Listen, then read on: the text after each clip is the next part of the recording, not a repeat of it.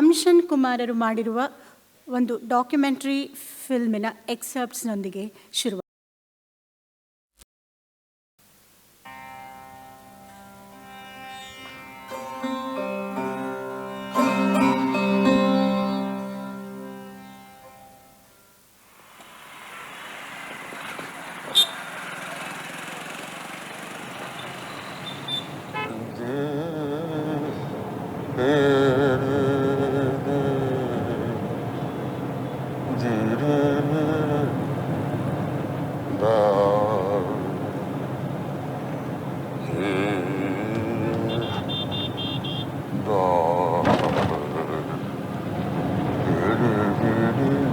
ಈಗ ಮೈಸೂರು ರಂಗಾಯಣದ ಮಾಜಿ ನಿರ್ದೇಶಕರಾದ ಶ್ರೀ ಜನಾರ್ದನ್ ಅವರಿಂದ ಗುರುಗಳಾದ ಪಂಡಿತ್ ರಾಜೀವ್ ತಾರಾನಾಥರೇ ಸಂಗೀತ ಸಂಯೋಜಿಸಿದ ಕುರಿ ನಾಟಕದ ಕೆಲವು ಹಾಡುಗಳು. ಎಲ್ಲರಿಗೂ ನಮಸ್ಕಾರ. ಗುರುಗಳಾದಂಥ ರಾಜೀವ್ ತಾರನಾಥರು ಬೆಂಗಳೂರಿನ ಸಮುದಾಯಕ್ಕೆ 1978ರಲ್ಲಿ ಒಂದು ನಾಟಕವನ್ನು ಮಾಡಿಸಿದರು. ಅಂದರೆ MS ಸತ್ಯವರು ನಿರ್ದೇಶನ ಮಾಡಿದರು. ರಾಜೀವ್ ತಾರನಾಥ್ ಅವರು ಆ ನಾಟಕಕ್ಕೆ ಸಂಗೀತ ನೀಡಿದರು. ಇಲ್ಲಿ ವಿಶ್ವಕುಮಾರು, ಅಮ್ಮ ವಿಜಯಮ್ಮನವರೆಲ್ಲ ಇದ್ದಾರೆ. ಅದು ಒಂದು ರಾಜಕೀಯದ ಪಠ್ಯ ಇರ್ತಕ್ಕಂಥ ನಾಟಕ ಅದು. ಆದರೆ 45 ವರ್ಷದ ಹಿಂದೆ ಅವ್ರು ಏನು ಸಂಗೀತ ಮಾಡಿದರು, ಈ ಅದಮ್ಯವಾದಂಥ ಆ ಬುದ್ಧಿಶಕ್ತಿಯ ನಿರೂಪಣೆ ಇವತ್ತು ನಮಗೆ ಪ್ರೂವ್ ಆಗ್ತಾಯಿದೆ.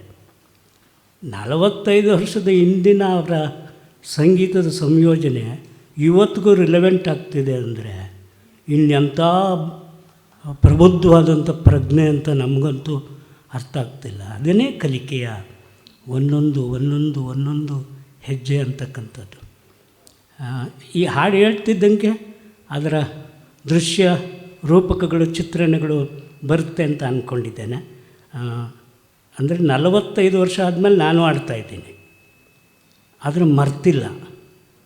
ಅದನ್ನು ಮರಿದ ಹಾಗೆ ಅವರು ಆ ಗುರುತರವಾದಂಥ ಧ್ವನಿಯನ್ನು ನಮ್ಮೊಳಗೆ ತುಂಬಿದಂಥ ಮಹಾತ್ಮರಿವರು. ನಾಟಕ ಕುರಿ.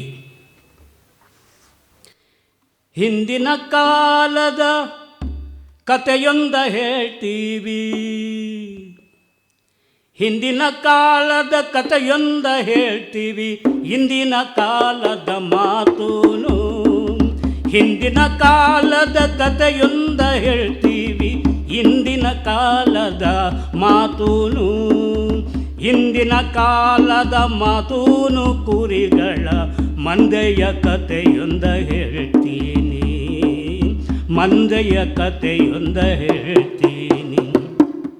ಬೆಟ್ಟದ ಬದಿಯಲ್ಲಿ ಮಕಮಲ್ಲು ಹುಲ್ಲನ್ನು, ಬೆಟ್ಟದ ಬದಿಯಲ್ಲಿ ಮಕಮಲ್ಲ ಹುಲ್ಲನ್ನು ತಿನ್ನುತ್ತ ಬೆಳೆದಿದ್ದ ಕುರಿಗಾಳ, ತಿನ್ನುತ್ತ ಬೆಳೆದಿದ್ದ ಕುರಿಗಳ ಮಂದೆಗೆ, ತಿನ್ನುತ್ತ ಬೆಳೆದಿದ್ದ ಕುರಿಗಳ ಮಂದೆಗೆ ಮೆಲ್ಲಗೆ ಬಂತೊಂದು ತೋಳಣ್ಣ, ಮೆಲ್ಲಗೆ ಬಂತೊಂದು ತೋಳಣ್ಣ, ಮೆಲ್ಲಗೆ ಬಂತೊಂದು ತೋಳಣ್ಣ, ಮೆಲ್ಲಗೆ ಬಂತೊಂದು ತೋಳಣ್ಣ.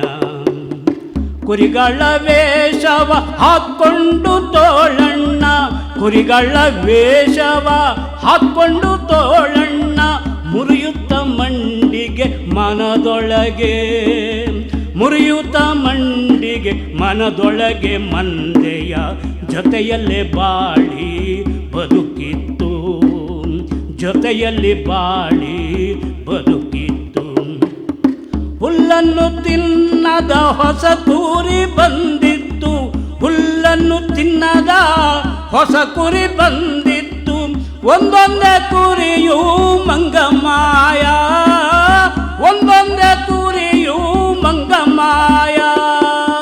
ಹುಲ್ಲನ್ನು ತಿನ್ನದ ಹೊಸ ಕುರಿ ಬಂದಿತ್ತು, ಒಂದೊಂದೇ ಕುರಿಯು ಮಂಗಮಾಯ, ಒಂದೊಂದೇ ಕುರಿಯು ಕಳವಾಯ್ತು ಕುರುಬನ, ಒಂದೊಂದೇ ಕುರಿಯು ಕಳವಾಯ್ತು ಕುರುಬನ, ಮುದಿಕಣ್ಣು ಕೂಡ ಚುರುಕಾಯ್ತು ಕುರುಬನ, ಮುದಿಕಣ್ಣು ಕೂಡ ಚುರುಕಾಯ್ತು. ಒಂದಿನ ಕುರಿಗಳಲ್ಲೊಂದನ್ನು ಕೊಂದು, ಒಂದಿನ ಕುರಿಗಳಲ್ಲೊಂದನ್ನು ಕೊಂದು, ನಾಲಿಗೆಯನ್ನು ಚಪ್ಪರಿಸಿ, ನಾಲಿಗೆಯನ್ನು ಚಪ್ಪರಿಸಿ ತೋಳಣ್ಣ ಉಳಿಟ್ಟ ಸಂತೋಷ ಮಿತಿ ಮೀರಿ, ಉಳಿಟ್ಟ ಸಂತೋಷ ಮಿತಿ ಮೀರಿ.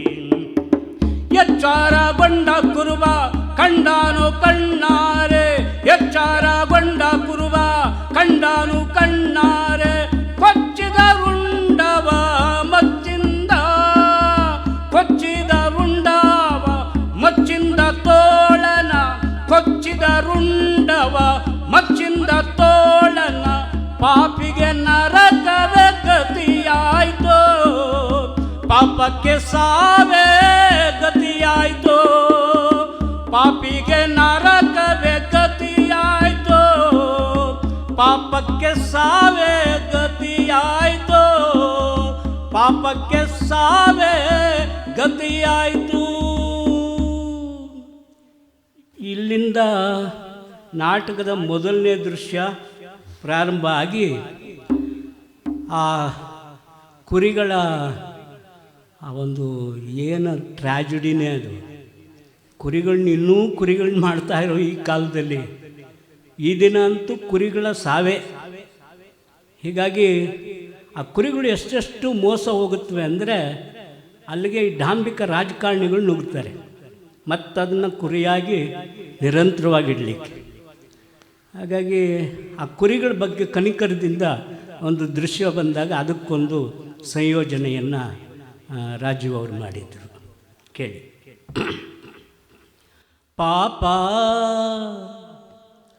ಪಾಪ ಆ ಕುರಿಗೆ ಏನು ಗೊತ್ತಿತ್ತು, ಏನು ಗೊತ್ತಿತ್ತು, ಏನು ಗೊತ್ತಿತ್ತು, ಪಾಪ ಆ ಕುರಿಗೆ ಏನು ಗೊತ್ತಿತ್ತು, ಏನು ಗೊತ್ತಿತ್ತು, ಅದರೊಳ್ಳೆತನವೇ ಅದಕ್ಕಾಯ್ತು ಗುತ್ತು, ಅದರೊಳ್ಳೆತನವೇ ಅದಕ್ಕಾಯ್ತು ಗುತ್ತು. ಪಾಪ ಪಾಪ ಆ ಕುರಿಗೆ ಏನು ಗೊತ್ತಿತ್ತು, ಏನು ಗೊತ್ತಿತ್ತು, ಏನು ಗೊತ್ತಿತ್ತು, ಅದಕ್ಕಾದರೆಲ್ಲಿಯ ಕನಸು ಬಿದ್ದಿತ್ತು, ತನಗಿಷ್ಟು ಬೇಗನೆ ಕಾದಿದೆ ಕುತ್ತು, ಅದಕ್ಕಾದರೆಲ್ಲಿಯ ಕನಸು ಬಿದ್ದಿತ್ತು, ತನಗಿಷ್ಟು ಬೇಗನೆ ಕಾದಿದೆ ಕುತ್ತು. ಅಂತ ಅಂತ ಆ ಕುರಿಗೆ ಏನು ಗೊತ್ತಿತ್ತು, ಏನು ಗೊತ್ತಿತ್ತು, ಪಾಪ ಆ ಕುರಿಗೆ ಏನು ಗೊತ್ತಿತ್ತು, ಏನು ಗೊತ್ತಿತ್ತು. ಗಿಡ ಮರ ಬೆಳೆದಾವು ಆಗ್ಯಾವು ತೋಟ, ಗಿಡ ಮರ ಬೆಳೆದಾವು ಆಗ್ಯಾವು ತೋಟ, ತನ್ನಿಂದಲೇ ಎಲ್ಲರೂ ಎತ್ತಾರು ತುತ್ತು, ತನ್ನಿಂದಲೇ ಎಲ್ಲರೂ ಎತ್ತಾರು ತುತ್ತು. ಎಲ್ಲರ ಉದ್ಧಾರ ಮಾಡ್ತೀನಿ ಸತ್ತು, ಎಲ್ಲರ ಉದ್ಧಾರ ಮಾಡ್ತೀನಿ ಸತ್ತು. ಅಂತ ಅಂತ ಆ ಕುರಿಗೆ ಏನು ಗೊತ್ತಿತ್ತು, ಏನು ಗೊತ್ತಿತ್ತು, ಪಾಪ ಆ ಕುರಿಗೆ ಏನು ಗೊತ್ತಿತ್ತು, ಏನು ಗೊತ್ತಿತ್ತು, ಏನು ಗೊತ್ತಿತ್ತು. ಆ ಮುಗ್ಧವಾದಂಥ ಆ ಪ್ರಾಣಿಯನ್ನು ಈ ದುರಾಚಾರಿಗಳು, ಈ ರಾಜಕೀಯದ ಮೂರು ಪುಡಾರಿಗಳು ಒಂದು ಕುರಿನ ಎಳ್ಕೊಬಂದ್ಬಿಟ್ಟು, ಇದು ಕುರಿಮರಿಯಲ್ಲ, ಇದು ಸಾಕ್ಷಾತ್ ಭಗವಂತ ಭೂಮಿಗೆ ನಮ್ಮೆಲ್ಲರನ್ನೂ ಉದ್ಧಾರ ಮಾಡೋಕ್ಕೆ ಕಳಿಸಿರ್ತಕ್ಕಂಥ ಒಂದು ಪ್ರತಿಮೆ. ಹೀಗಾಗಿ ಇದಕ್ಕೆ ನಾವು ದೇವಸ್ಥಾನ ಕಟ್ಟಬೇಕು, ಕಟ್ಬಿಟ್ಟು ನಿರಂತರವಾಗಿ ಪೂಜೆ ಮಾಡ್ತಾಯಿದ್ರೆ ನಮ್ಮ ಹಳ್ಳಿಗೆ ಮಳೆ ಬೆಳೆ ಆಗುತ್ತೆ, ನಾವೆಲ್ಲ ಉದ್ಧಾರ ಆಗ್ತೀವಿ ಅಂತ ಆ ಮುಗ್ಧ ಜನರಿಗೆ ಸುಳ್ಳು ಹೇಳ್ಬಿಟ್ಟು ಮೋಡಿ ಮಾಡಿಬಿಡ್ತಾರೆ. ಆ ಮುಗ್ಧ ಜನ ಅದನ್ನು ಒಪ್ಕೊಂಡು ದಿನ ಭಜನೆ ಮಾಡೋದು, ಈ ರಾಮಂದಿರಕ್ಕೆ ಮಾಡ್ತಾವ್ರಲ್ಲ ಈಗ.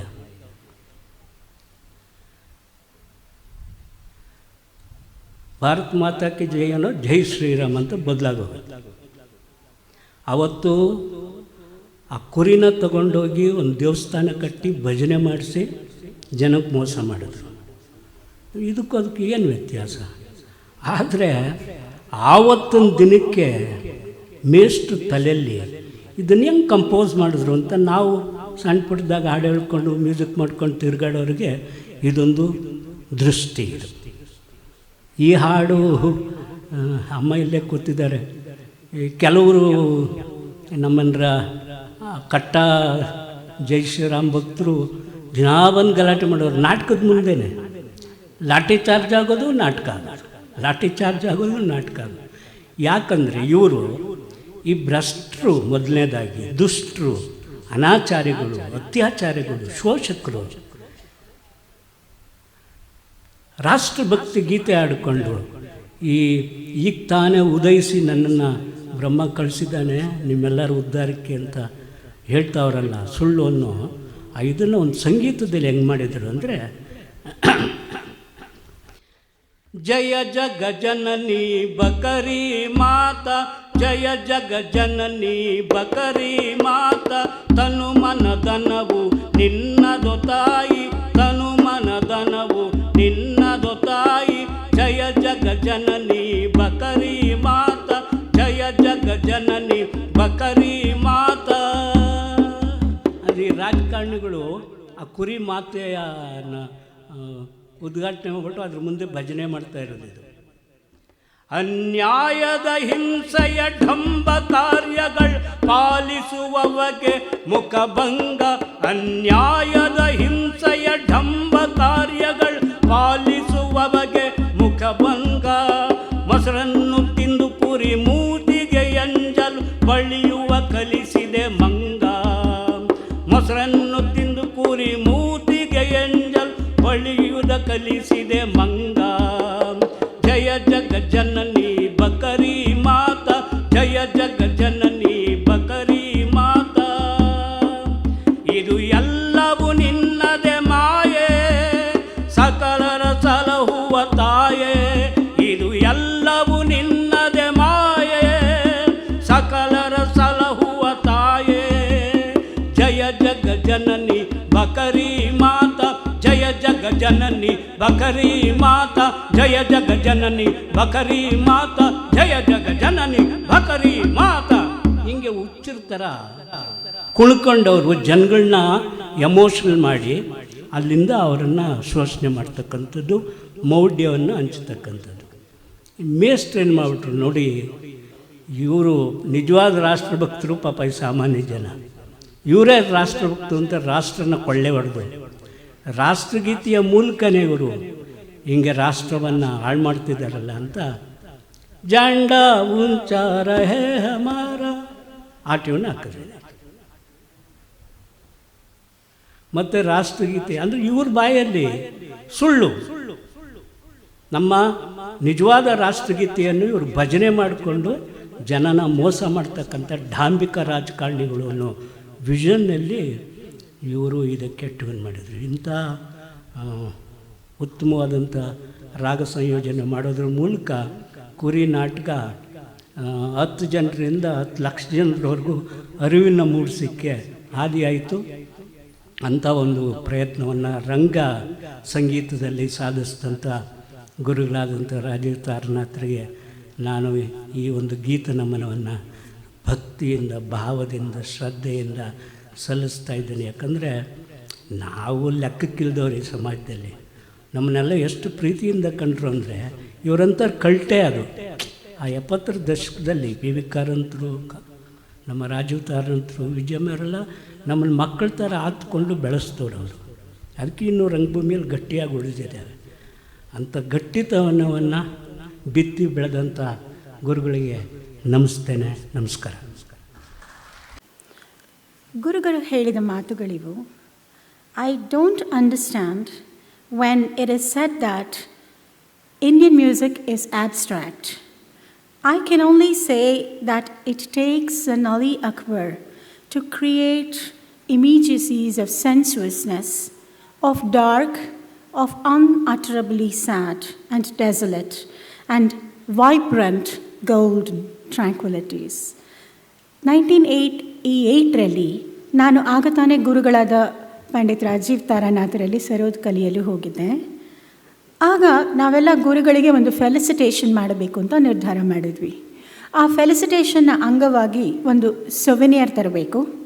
ಆ ಸೊವೆನಿಯರ್ನಲ್ಲಿ ಗುರುಗಳದ್ದು ಒಂದು ಬರಹ ಇರಬೇಕು ಅಂತ ಯೋಚಿಸಿದ್ವಿ. ಆದರೆ ಗುರುಗಳಿಗೆ ಬರೆಯೋದಷ್ಟು ಇಷ್ಟ ಇರಲಿಲ್ಲ. ಅವ್ರು ಹೇಳ್ತಿದ್ರು, ಬೇರೆ ಯಾರಾದರೂ ಬರ್ಕೋತಿದ್ರು. ಈ ಕೆಲಸ ನನಗೆ ವಹಿಸಿದ್ರು. ಅವ್ರು ಹೇಳ್ತಾ ಹೋದರು. ಒಂದು ದೊಡ್ಡ ಬೆತ್ತದ ಆರ್ಮ್ ಚೇರ್ ಮೇಲೆ ಕೂತು ನಾನು ಬರ್ಕೊಳ್ತಾ ಹೋದೆ. And that's it. ಇಡೀ article it just flowed like a fine, flawless, always already perfect piece of music. ತಮ್ಮ ಇಡೀ ಜೀವನವನ್ನು 2 ಪುಟಗಳಲ್ಲಿ ತನ್ನ ಬದುಕಿನ ಜರ್ನಿಯನ್ನು ಹಿಡಿದಿಟ್ಟಿದ್ರು. ತಮ್ಮ ಗುರುಗಳಾದ ಉಸ್ತಾದ್ ಅಲಿ ಅಕ್ಬರ್ ಖಾನ್ರ ಬಗ್ಗೆ ಅವರು ಇಲ್ಲಿ ಹೇಳಿದ ಮಾತು ಅವರ ಸಂಗೀತ ಚಿಂತನೆಯಲ್ಲಿ ಬಹಳ ಮುಖ್ಯ ಅನಿಸುತ್ತೆ. ಭಾರತೀಯ ಸಂಗೀತ ಅಮೂರ್ತವಲ್ಲ.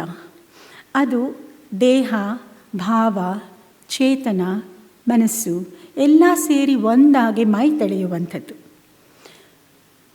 ಪಂಡಿತ್ ರಾಜೀವ್ ತಾರಾನಾಥರಿಗೆ ಮೈ ತಳೆಯುವುದು, ಮೈ ವೆತ್ತುವುದು, ಮೈಗೂಡುವುದು ಇಂತಹ ಮೂರ್ತತೆಯ ಮೆಟಫರ್ಸ್ ಬಹಳ ಇಷ್ಟ. ಅದು ನನಗೆ ಅರಿವಾಗ್ತಾ ಬಂತು. ಖಾನ್ ಸಾಹೇಬರನ್ನು ತಮ್ಮ ಇಷ್ಟ ದೈವ ಎಂದು ಕರೆಯುತ್ತಿದ್ದ ರಾಜೀವ್ ತಾರಾನಾಥರು ನನಗೆ ಯಾವುದೋ ಒಂದು DD ಇಂಟರ್ವ್ಯೂನಲ್ಲಿ ಹೇಳಿದ ಮಾತು ಕಿವಿಯಲ್ಲಿ ಹಾಗೆ ಗುಣಗುಣಿಸ್ತಾ ಇದೆ. ಈಗಲೂ ಮನಸ್ಸಿನಲ್ಲಿ ಅಚ್ಚೊತ್ತಿದ ಹಾಗಿದೆ. ಅವ್ರು ಹೇಳ್ತಾರೆ, ಖಾನ್ ಸಾಹೇಬ್ರನ್ನು ಅವರು ಮೊದಲು ಭೇಟಿ ಮಾಡಿದ್ದು, ಅವರ ಸಂಗೀತ ಕೇಳಿದ್ದು, ಅದರ ಗಾಢವಾದ ಇಂಪ್ಯಾಕ್ಟ್ ಇದರ ಬಗ್ಗೆ ಹೀಗಂತಾರೆ. I not only heard his music, I conceived it. It's like ಬರ್ತಿಂಗ್.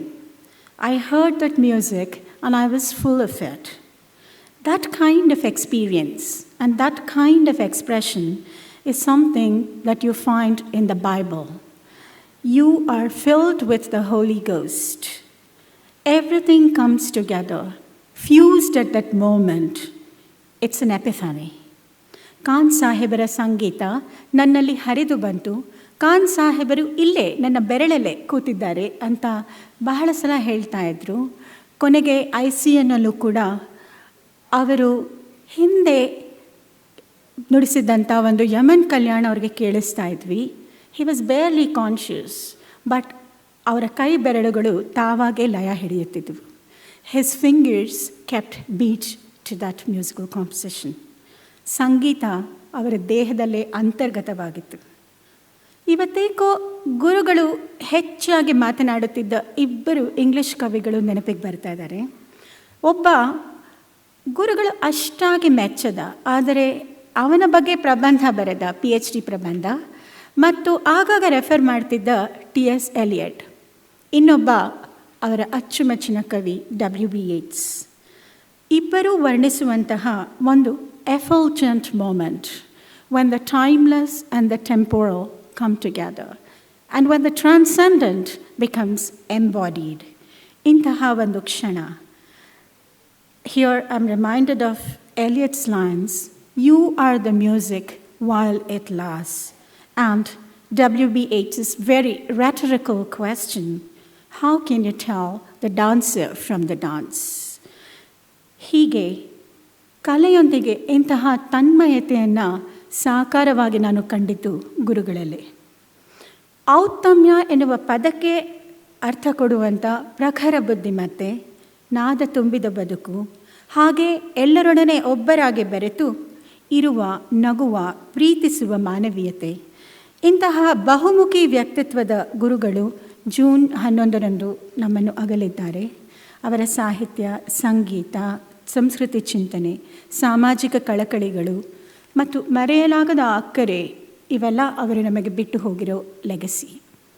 ಅಭಿಜಾತತೆ, creativity, ಪರಂಪರೆ, ನವ್ಯ, ದೇಹ, ಚೇತನ, ಇಂತಹ ದ್ವಂದ್ವಗಳು, ಹಾಗೆ a fierce quest for perfection in an impersonal art like music, ಅದರೊಂದಿಗೆ ಜನಪರ ನಿಲುವುಗಳು, ಸಾಮಾಜಿಕ ಅನ್ಯಾಯಗಳನ್ನು ಖಂಡಿಸುವ ಸಾಂಸ್ಕೃತಿಕ ರಾಜಕೀಯ ಚಿಂತನೆಗಳನ್ನು ನಿಖರ ನುಡಿಗಳಲ್ಲಿ ದಿಟ್ಟತನದಿಂದ ಹೇಳುವ, ಹಾಗೆ 8 ಭಾಷೆಗಳನ್ನು ಲೀಲಾಜಾಲವಾಗಿ ಲೈಕ್ ಅನ್ ಇನ್ಸೈಡರ್ ಮಾತನಾಡಬಲ್ಲ, ವೈಚಾರಿಕತೆಯ ಬ್ರಿಲಿಯನ್ಸ್ನೊಂದಿಗೆ ಭಾವ ಭಕ್ತಿಗಳನ್ನು ಮೈಗೂಡಿಸಿಕೊಂಡ ಗುರು ಪಂಡಿತ್ ರಾಜೀವ್ ತಾರಾನಾಥರದ್ದು ಮಾತಿಗೆ ನಿಲುಕದ ವ್ಯಕ್ತಿತ್ವ.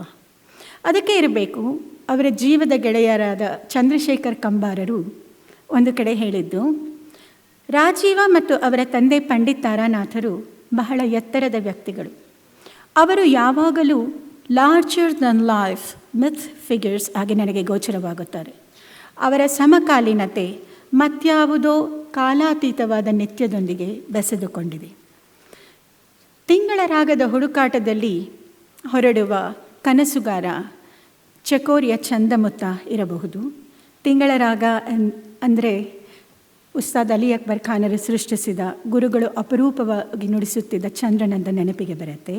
ಹೀಗೆ ತಿಂಗಳ ರಾಗದ ಅನ್ವೇಷಣೆಯಲ್ಲಿ ಹೊರಟ ಚಂದಮುತ್ತನಂತಹ ಮಿತ್ ಫಿಗರ್ ಇರಬಹುದು, ಅಥವಾ ಮಹಾಭಾರತದ ಕರ್ಣನಂತೆ ಗುರುಗಳು ಆಗಾಗ ಕರ್ಣನೊಡನೆ ತಮ್ಮನ್ನು ಐಡೆಂಟಿಫೈ ಮಾಡ್ಕೋತಾ ಇದ್ರು. ಕಾರಣ ಕರ್ಣನ ಬದುಕು ಕಷ್ಟಗಳ ಸರಮಾಲೆ, a sense of being thwarted again and again ಅಂತ ಹೇಳ್ತಿದ್ರು. ಆದರೆ ಕರ್ಣನಿಗೂ ಗುರುಗಳಿಗೂ ಇರೋ ಸಾಮ್ಯ ಮತ್ತೂ ಹೆಚ್ಚಿನದು ಅನಿಸುತ್ತೆ. ಅಸಾಮಾನ್ಯ ಬೆಲ್ಗಾರ ಸೂರ್ಯಪುತ್ರ ಕರ್ಣನಿಗೆ ಬದುಕಿನಲ್ಲಿ ದಕ್ಕಬೇಕಾದ ದಾಖಲೆ ಇಲ್ಲ. ಆದರೆ ಅವನ ಔದಾರ್ಯ ಏನೂ ಕಡಿಮೆ ಆಗಲಿಲ್ಲ. ಶತ್ರುವೋ ಮಿತ್ರನೋ ಯಾರಾದರೂ ಸರಿ ಕೊಡುಗೆಯಿಂದ ಸಹಾಯ ಮಾಡಬಲ್ಲ ಒಳ್ಳೆಯ ಮನಸ್ಸು ಗುರುಗಳದು ಕೂಡ. ಗುರುಗಳಿಗೆ ಬಹಳ ಪ್ರಿಯವಾದ ಅಡಿಗರ ಸಾಲು, ಯುಗಾದಿ ಕವಿತೆಯ ಸಾಲು, ಇಂದು ಸೂರ್ಯನಿಗೇನು ದಿಲ್ ದಾರುತನ ಅಂತ. ಹೀಗೆ ಗುರುಗಳು ತಮ್ಮ ಬದುಕಿನಲ್ಲಿ ತಮ್ಮ ಕೆಡಕು ಮಾಡಿದವ್ರನ್ನ ಕೂಡ ಕ್ಷಮಿಸ್ಬಿಡ್ತಿದ್ರು, ಬಕ್ಷದು ಅಂತಿದ್ರು. ಇಂತಹ ಅಸಾಧಾರಣ ವ್ಯಕ್ತಿ ಪಂಡಿತ್ ರಾಜೀವ್ ತಾರಾನಾಥ್ರಿಗಿಂದು ಪಂಡಿತ್ ರಾಜೀವ್ ತಾರಾನಾಥ್ ಮೆಮೋರಿಯಲ್ ಟ್ರಸ್ಟ್ ಹಾಗೂ ಕನ್ನಡ ಮತ್ತು ಸಂಸ್ಕೃತಿ ಇಲಾಖೆಯ ಸಹಯೋಗದಲ್ಲಿ ನುಡಿ ನಮನ ಮತ್ತು ನಾದ ನಮನ. ಪಂಡಿತ್ ರಾಜೀವ್ ತಾರಾನಾಥ್ ಟ್ರಸ್ಟ್ ಗುರುಗಳ ಸಂಗೀತ, ಸಾಹಿತ್ಯ ಮತ್ತು ಸಾಂಸ್ಕೃತಿಕ ಆಶಯಗಳನ್ನು ಮುಂದುವರಿಸಿಕೊಂಡು ಹೋಗಲು ಇದೇ ತಾನೇ ಹುಟ್ಟು ಹಾಕಿರುವ ಸಂಸ್ಥೆ. We need all your love and support for this. Now we'll begin the first program of this event.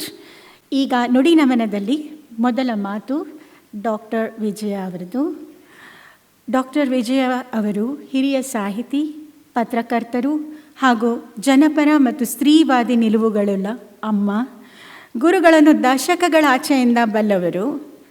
ತಮ್ಮ ಹತ್ತಿರದ ಸ್ನೇಹಿತರಾದ ರಾಜೀವ್ ತಾರಾನಾಥರ ಬಗ್ಗೆ ಮಾತನಾಡಲು ಕರೆದಾಗ I might break down any moment ಅಂತ ಹೆದರಿದ್ರು.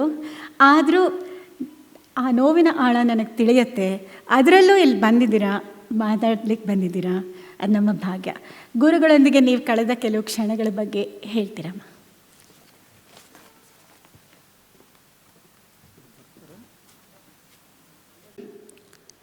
ಈ ಸಭೆಯಲ್ಲಿ ಅಧ್ಯಕ್ಷತೆ ವಹಿಸಿರುವ ಧರಣಿದೇವಿಯವರಿಗೆ ಹಾಗೂ ಈ ಸಭೆಯಲ್ಲಿರುವ ಗಣ್ಯಾತಿ ಗಣ್ಯರಾದ 4 ಜನ ಸಭ್ಯರಿಗೆ ನನ್ನ ನಮಸ್ಕಾರ.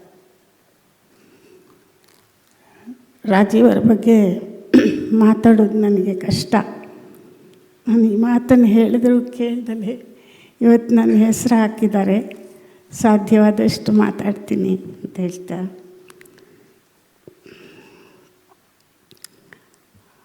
ಅವರನ್ನು ನಾನು 70ರ ದಶಕದಿಂದ ಬಲ್ಲೆ.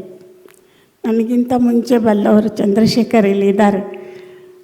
ಅವರು ನನಗಿಂತ ಹೆಚ್ಚು ನಿಕಟವಾಗಿ ಮತ್ತು ಚೆನ್ನಾಗಿ ರಾಜೀವರನ್ನು ಅರ್ಥ ಮಾಡಿಕೊಂಡವರು, ಅವರ ಸಂಗೀತದ ಮೂಲಕ, ಅವರ ಸಾಹಿತ್ಯದ ಮೂಲಕ. ರಾಜೀವ ಸಂಗೀತದಲ್ಲಿ ಎಷ್ಟು ಸಮರ್ಥರೋ ಸಾಹಿತ್ಯದಲ್ಲಿಯೂ ಅಷ್ಟೇ ಸಮರ್ಥ. ಆದರೆ ಅವರು ಸಾಹಿತ್ಯವನ್ನು ಬಿಟ್ಟುಕೊಟ್ಟು ಇವತ್ತು ಅವರು ಸಾಹಿತ್ಯ ಕ್ಷೇತ್ರದಲ್ಲಿ ಇದ್ದಿದ್ದರೆ ಪ್ರಾಯಶಃ ಸಾಹಿತ್ಯದ ಸ್ವರೂಪ, ಅದರ ನಡೆ ಇವತ್ತು ಬೇರೆಯೇ ಆಗಿರ್ತಿತ್ತೇನು ಅಂಥ ಧೀಮಂತ ವ್ಯಕ್ತಿ ರಾಜೀವ. ಅವರು ಬೆಂಗಳೂರಿಗೆ ತಿರುಚಿಯಿಂದ ಬರೋರು. ರಾಜದೂತ ಹಾಕ್ಕೊಂಡು ಬಂದರೆ ಮಧ್ಯದಲ್ಲಿ ನಮ್ಮನೆ ಒಂದು ಸ್ವಲ್ಪ ರೆಸ್ಟ್.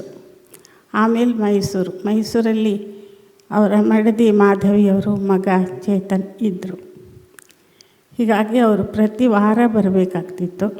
ಪ್ರತಿ ವಾರ ನನಗೆ ರಾಜೀವರ ಜೊತೆ ಮಾತಾಡೋದಕ್ಕೆ ಒಂದು ಅವಕಾಶ. ಆದರೆ ಈ ಓಡಾಟ ನನಗೆ ಸ್ವಲ್ಪ ಕಷ್ಟ ಅನ್ನಿಸ್ತಿತ್ತು. ಏಕೆಂದರೆ ಆಗಾಗ ಗಾಡಿ ಕೆಟ್ಟೋದ್ರೆ ಅವರೇ ರಿಪೇರಿ ಮಾಡ್ಕೊಳ್ಳೋರು. ಆವಾಗ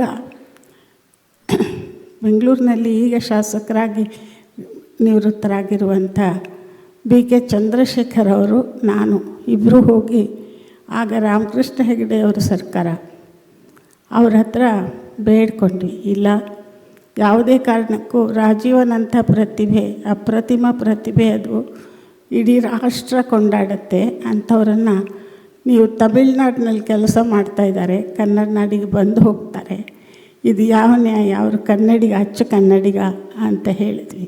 ಹಾಗೆ ಹೇಳಿದಾಗ ರಾಮಕೃಷ್ಣ ಹೆಗಡೆಯವರು ಒಂದು ಹುದ್ದೆಯನ್ನು ಸೃಷ್ಟಿ ಮಾಡ್ತಾರೆ. ಸಂಸ್ಕೃತಿ ಇಲಾಖೆಯಲ್ಲಿ ರಿಜಿಸ್ಟ್ರಾರ್ ಆಫ್ ಆಲ್ ಅಕಾಡೆಮೀಸ್ ಅಂತ, ಎಲ್ಲವನ್ನೂ ನೋಡಿಕೊಳ್ಳುವಂಥ ದೊಡ್ಡ ಜವಾಬ್ದಾರಿಯನ್ನು ಕೊಡ್ತಾರೆ. ಆದರೆ ರಾಜೀವರಿಗೆ ಅದೇನು ಅಂತ ಸುಲಭದ ಕೆಲಸ ಆಗಲಿಲ್ಲ. ಯಾಕೆಂದರೆ ಕಷ್ಟ ಆಗ್ತಿತ್ತು ಅವ್ರಿಗೆ. ಕಡತಗಳ ಮಧ್ಯೆ ಕೂತ್ಕೊಳ್ಳುವಂಥ ವ್ಯವಧಾನ ಅವ್ರಿಗೆ ಇರಲಿಲ್ಲ. ಅವ್ರದ್ದು ಬೇರೆಯೇ ಚಿತ್ತ ಬೇರೆಯೇ. ಆ ಸಮಯದಲ್ಲೇ ನಿಮಗೆಲ್ಲ ನೆನಪಿದ್ರೆ ಮೈಸೂರಿನಲ್ಲಿ ಮೊದಲ ಕನ್ನಡ ಸಮ್ಮೇಳನ ಆಯಿತು. ಆ ಕನ್ನಡ ಸಮ್ಮೇಳನದ ಸಂಪೂರ್ಣ ಜವಾಬ್ದಾರಿಯನ್ನು ರಾಜೀವ್ ತಾರಾನಾಥರು ಹೊತ್ಕೊಂಡಿದ್ದರು. ಅಷ್ಟು ಸೊಗಸಾದ ಸಾಹಿತ್ಯ ಸಮ್ಮೇಳನ ಇಲ್ಲ ಆಯಿತು ಅನ್ನೋದು ನಿಮಗೆಲ್ಲ ಗೊತ್ತೇ ಇದೆ. ಮತ್ತು ಮೈಸೂರಿನ ಬೃಂದಾವನದ ಕಾರಂಜಿಗೆ ರಾಜೀವರು ಸಂಗೀತ ಕೊಟ್ಟರು. ಅದು ಮೊದಲು. ಅದಾದಮೇಲೆ ಪ್ರಾಯಶಃ ಬೇರೆ ಬೇರೆ ಊರುಗಳಲ್ಲಿಯೂ ಕೂಡ ಈ ಬಗೆಯ ಒಂದು ಪದ್ಧತಿ ಪ್ರಾರಂಭ ಆಯಿತು. ಕಾರಂಜಿಗೆ ಸಂಗೀತವನ್ನು, ಹಿನ್ನೆಲೆ ಸಂಗೀತವನ್ನು ಕೊಡುವಂಥ ಪದ್ಧತಿ ಪ್ರಾರಂಭ ಆಯಿತು.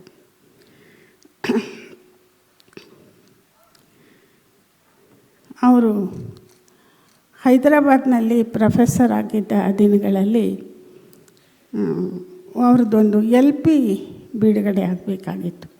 LP ಸಿದ್ಧ ಆಗಿದೆ, ಬಿಡುಗಡೆ ಮಾಡಬೇಕು, ಬೆಂಗಳೂರಿನಲ್ಲಿ ನೀನು ವ್ಯವಸ್ಥೆ ಮಾಡು ಅಂತ ನನಗೆ ಹೇಳಿದರು. ನಾನು ಆವಾಗ ವಿದ್ಯಾಭವನಲ್ಲಿ, ಭಾರತೀಯ ವಿದ್ಯಾಭವನದಲ್ಲಿ ಈ ಕಾರ್ಯಕ್ರಮ ಆಯೋಜನೆ ಮಾಡಿದೆ.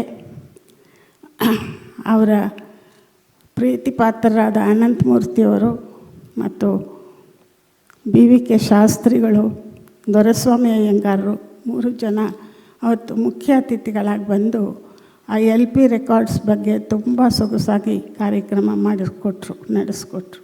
ಇವೆಲ್ಲ ರಾಜೀವರಿಗೆ ತುಂಬ ಸಂತೋಷ ಕೊಟ್ಟ ಸಂಗತಿಗಳು. ರಾಜೀವ ಇದ್ದ ಕಡೆ ಏನಾದರೂ ಕಟ್ಟುವ ಕೆಲಸ ಮಾಡೋದು ಅವ್ರ ಸ್ವಭಾವ. ಒಂದು ಸಲ ಅವ್ರ ಮನೆಗೆ ನಮ್ಮ ರಂಗ ನಿರ್ದೇಶಕ ಅಶೋಕ್ ಬಾದರ್ದಿನ್ನಿಯವರು ಹೋಗ್ತಾರೆ. ಅವಾಗ ಅವ್ರಿಗೇನು ಕೆಲಸ ಇರಲ್ಲ.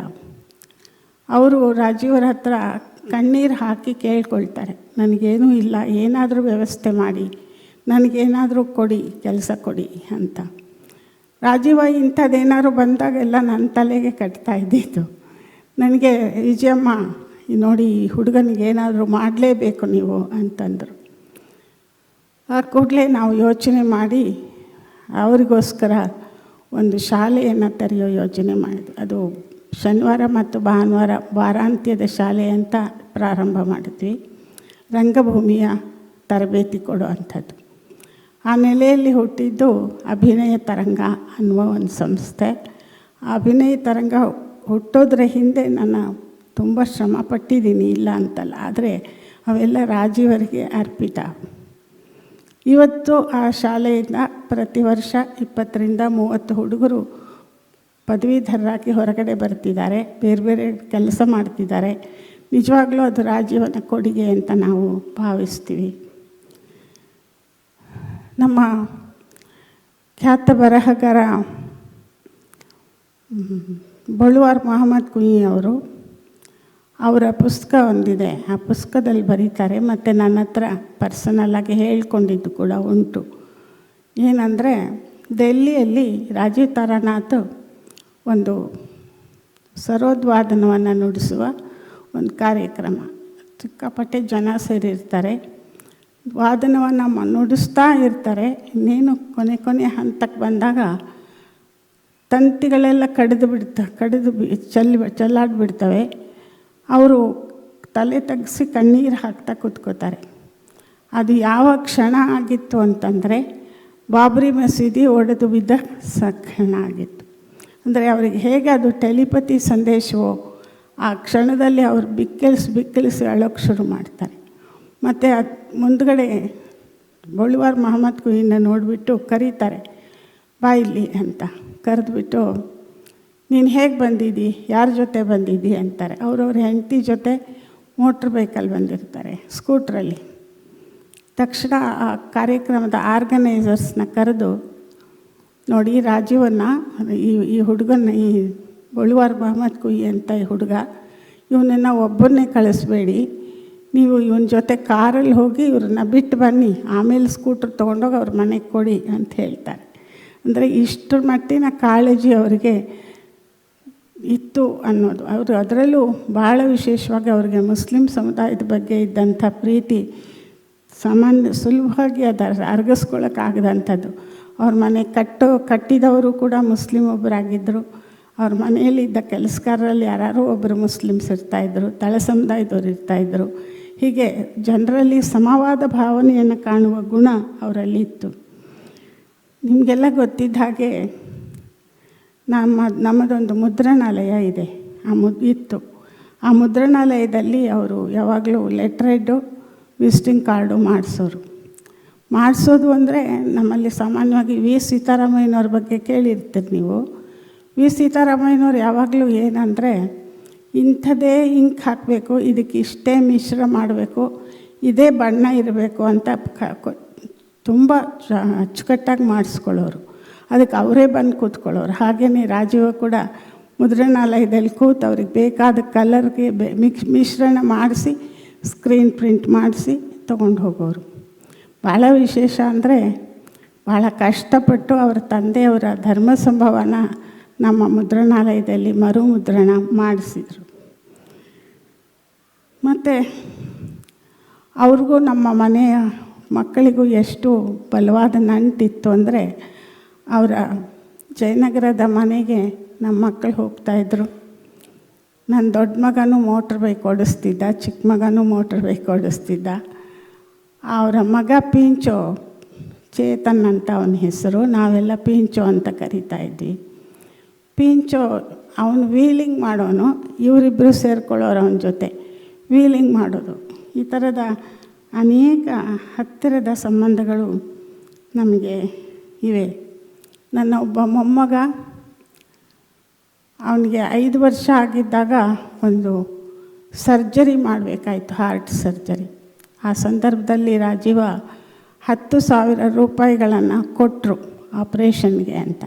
ನಾವು ಆಮೇಲೆ ವಾಪಸ್ ಕೊಡೋಕ್ಕೆ ಹೋದರೆ ಅದನ್ನು ಇಸ್ಕೊಳ್ಳಿಲ್ಲ. ಅಂದರೆ ಯಾರು ಯಾವ ಕಷ್ಟದಲ್ಲಿದ್ದರೂ ಕೂಡ ಅವ್ರಿಗೆ ಆಗುವುದು ಅವರ ಸ್ವಭಾವ ಆಗಿತ್ತು.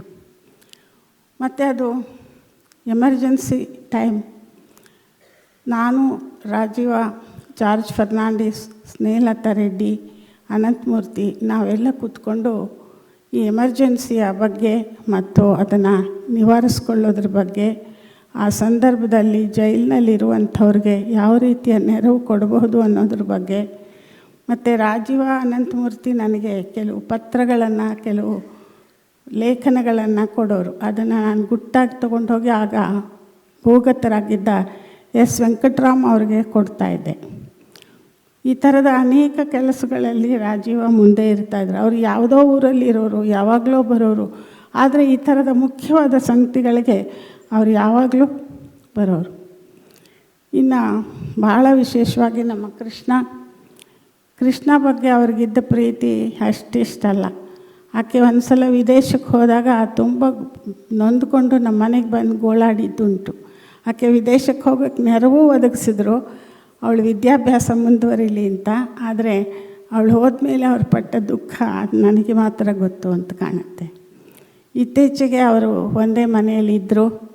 ಕೃಷ್ಣ ಕೃಷ್ಣ ಪಾಪ ಪಾಪ ಅಂಥೇಳಿ ತುಂಬ ಮುದ್ದು ಮಾಡೋರು ಮಗುನ. ಅದು ನಿಜವಾಗ್ಲೂ ಅವ್ರ ಕೈಯಲ್ಲಿ ಆಡಿದ ಮಗು. ಈಗ ನಿಜವಾಗ್ಲೂ ನಮ್ಮೆಲ್ಲರಿಗಿಂತ ಹೆಚ್ಚು ಕಳ್ಕೊಂಡಿರೋದು ಅವಳೇ ಅಂತ ಅನಿಸುತ್ತೆ ನನಗೆ.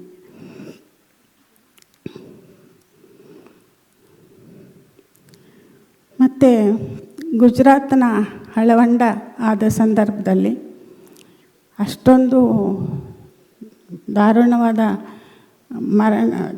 ಸಾವುಗಳು, ಕೊಲೆಗಳು, ಅತ್ಯಾಚಾರಗಳು ನಡೆದ ಸಂದರ್ಭದಲ್ಲಿ ನಾವೆಲ್ಲ ಬೆಂಗಳೂರಿನ ಮಲ್ಲೇಶ್ವರಂ ಮೈದಾನದಲ್ಲಿ ದೊಡ್ಡ ಸಭೆ ಮಾಡಿದ್ದು. ಆ ಸಭೆಗೆ ಬಂದಿದ್ದರು ರಾಜೀವ. ಆವಾಗ ಅವ್ರು ಹೇಳಿದ ಒಂದೇ ಮಾತು, ಲೋಕದಲ್ಲಿ ಯಾರೂ ಯಾರನ್ನೂ ಹಿಂಸಿಸಬಾರದು, ಎಲ್ಲ ಸಾಮಾನ್ಯ ಜನರು ಕೂಡ ಒಂದೇ ಆಗಿ ಬದುಕಬೇಕು, ಯಾವತ್ತೂ ಕೂಡ ನೋವಿಗೆ, ಹಿಂಸೆಗೆ, ಗಾಯಕ್ಕೆ ಜಾಗ ಮಾಡಬಾರ್ದು ಅಂತ ಹೇಳ್ತಾಯಿದ್ರು. ಇನ್ನು ಸಂಗೀತ ಯಾವಾಗಲೂ ವರ್ತಮಾನಕ್ಕೆ ಸ್ಪಂದಿಸಬೇಕು ಅಂತ ಹೇಳೋರು. ಅಂದರೆ ಸಂಗೀತ ಯಾವಾಗಲೂ ಯಾವುದೇ ಕಷ್ಟ, ನೋವು, ಆಯಾ ಸಂದರ್ಭದ ವರ್ತಮಾನದ ಅನೇಕ ಅವಘಡಗಳಿಗೆ ಅದು ಸ್ಪಂದಿಯಾಗಬೇಕೇ ಹೊರತು, ಪ್ರತಿಸ್ಪಂದಿಯಾಗಬೇಕೇ ಹೊರತು ಸುಮ್ಮನೆ ಯಾವುದೋ ಕಾರಣಕ್ಕೆ ನಮ್ಮ ಸಂತೋಷಕ್ಕೆ ಅಥವಾ ಇನ್ಯಾರತ್ತೋ ಖುಷಿಗೆ ಸಂಗೀತ ಅಲ್ಲ ಅನ್ನುವ ಮಾತನ್ನು ಹೇಳ್ತಾಯಿದ್ರು. ಮತ್ತು ಅವರ ಎಷ್ಟೋ ವಿಚಾರಗಳನ್ನು ನನಗಿಲ್ಲಿ ಹೇಳೋದೇ ಕಷ್ಟ ಅಂತ ಅನಿಸುತ್ತೆ. ಅಷ್ಟು ವಿಶೇಷವಾದ ಮಾತುಕತೆಗಳನ್ನು ಆಡ್ತಾಯಿದ್ವಿ, ಹೋಗ್ತಾಯಿದ್ವಿ, ಬರ್ತಾಯಿದ್ವಿ, ಜೊತೇಲಿದ್ವಿ. ಅವ್ರ ಮನೆಗೆ ಹೋದರೆ ಊಟ ಹಾಕೋರು. ಊಟ ಹಾಕಿದ್ರೆ ಅವ್ರಿಗೆ ಅಥವಾ ನನಗೆ ಬರೋರು, ನಾನು ಬರ್ತಾಯಿದ್ದೀನಿ ಇವತ್ತು, ನನಗೆ ನೀನು ಕೈತುತ್ತು ಹಾಕಬೇಕು ಅನ್ನೋರು. ಕೈತುತ್ತು ಅವ್ರಿಗೆ ಭಾಳ ಇಷ್ಟವಾದ ಒಂದು ವಿಶೇಷ. ಹಾಗಾಗಿ ಅವರನ್ನು ಕೂರಿಸಿ ನನ್ನ ಮಕ್ಕಳ ಜೊತೆ ಅವರಿಗೆ ಕೈತುತ್ತು ಹಾಕಿದ್ದೀನಿ. ಒಂದು ಇದಕ್ಕಿಂತ ಸೌಭಾಗ್ಯ ಇನ್ಯಾವುದು ಅಂತ ಅನಿಸುತ್ತೆ. ಆ ಮಾಡೋ ಕಾಲದಲ್ಲಿ ನಮ್ಗೆ ಅವೆಲ್ಲ ಗೊತ್ತೇ ಆಗ್ತಾ ಇರಲಿಲ್ಲ. ಪದೇ ಪದೇ ನಮ್ಮ ಮನೆಗೆ ಬರೋರು. ನಮ್ಮ ಮನೆ ಹೆಂಗಿತ್ತು ಅಂದರೆ ಒಂದು ಸಣ್ಣ ಹೆಂಚಿನ ಮನೆ, ಮತ್ತು ಅದು ನಾಡ ಹೆಂಚಿನ ಮನೆ. ಅದು ಆ ಮನೆಯಲ್ಲಿ ಒಬ್ಬರು ಒಳಗೆ ಬಂದರೆ ಇಬ್ಬರು ಹೊರಗೆ ಹೋಗಬೇಕು, ಅಷ್ಟು ಚಿಕ್ಕ ಮನೆ ಇತ್ತು. ನಾನು ನನ್ನ 2 ಮಕ್ಕಳು. ಬರೋರು ಬಂದುಬಿಟ್ಟು ಒಳಗೆ ಚಾಪೇನೂ ಇಲ್ಲ ನಮ್ಮ ಮನೇಲಿ. ಒಂದು ಜಮಖಾನ ಹಾಕಿದ್ರೆ ಅದ್ರ ಮೇಲೆ ಕೂತ್ಕೊಳ್ಳೋರು. ಕೂತ್ಕೊಂಡು ಎಷ್ಟೋ ಹೊತ್ತು ಮಾತಾಡೋರು, ಮಾಡಿದ ಅಡುಗೆ ಹಾಕಿಸ್ಕೊಂಡು ಊಟ ಮಾಡೋರು. ಅವೆಲ್ಲ ಅಷ್ಟೇ ಅಲ್ಲ, ಅದರ ಆಚೆಗೂ ಅವರು ಬದುಕನ್ನು ಬಹಳ ಭಿನ್ನವಾಗಿ ಕಲಿಸ್ಕೊಟ್ಟವ್ರು ನಮಗೆ. ನನ್ನಂಥ ಒಂಟಿ ಬದುಕಿನೊಳಗೆ ಹೇಗೆ ಬದುಕಬೇಕು ಅನ್ನೋದನ್ನು ಹೇಳಿಕೊಟ್ಟವರು ರಾಜೀವ್ ತಾರಾನಾಥ್.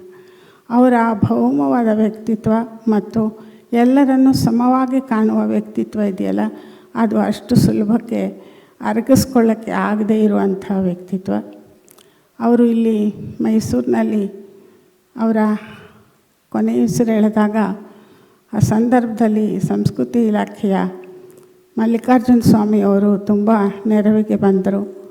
ಅನೇಕ ಆಗಬೇಕಾದ ಕೆಲಸಗಳನ್ನು ಮಾಡಿದರು. ಯಾಕೆ ಮಾತು ಹೇಳ್ತೀನಿ ಅಂದರೆ, ರಾಜೀವನಿಗೆ ಜೀವನದಲ್ಲಿ ಅವರು ಎಷ್ಟೇ ಪಂಡಿತರಾದರು, ಎಷ್ಟೇ ಪ್ರಬುದ್ಧರಾದರು, ಏನೇನು ಸಿಗಬೇಕೋ ಅದು ಸಿಗಲಿಲ್ಲ. ಈಗ ಕೃಷ್ಣ ಹೇಳಿದ ಹಾಗೆ ಏನೇನು ಸಿಗಬೇಕಿತ್ತೋ ಎಲ್ಲವೂ ಸಿಕ್ಕಿಲ್ಲ ಅವ್ರಿಗೆ. ಅದೊಂದು ಅರಕೆಯೇ. ಅವ್ರು ಅಂದ್ಕೊಳ್ತಿರ್ಲಿಲ್ಲ, ನಮಗನ್ಸೋದು ಇಂಥ ಮಹಾಪ್ರತಿಭಾವಂತನಿಗೇನೂ ಇಲ್ಲವಲ್ಲ ಅಂತ ಅನಿಸೋದು.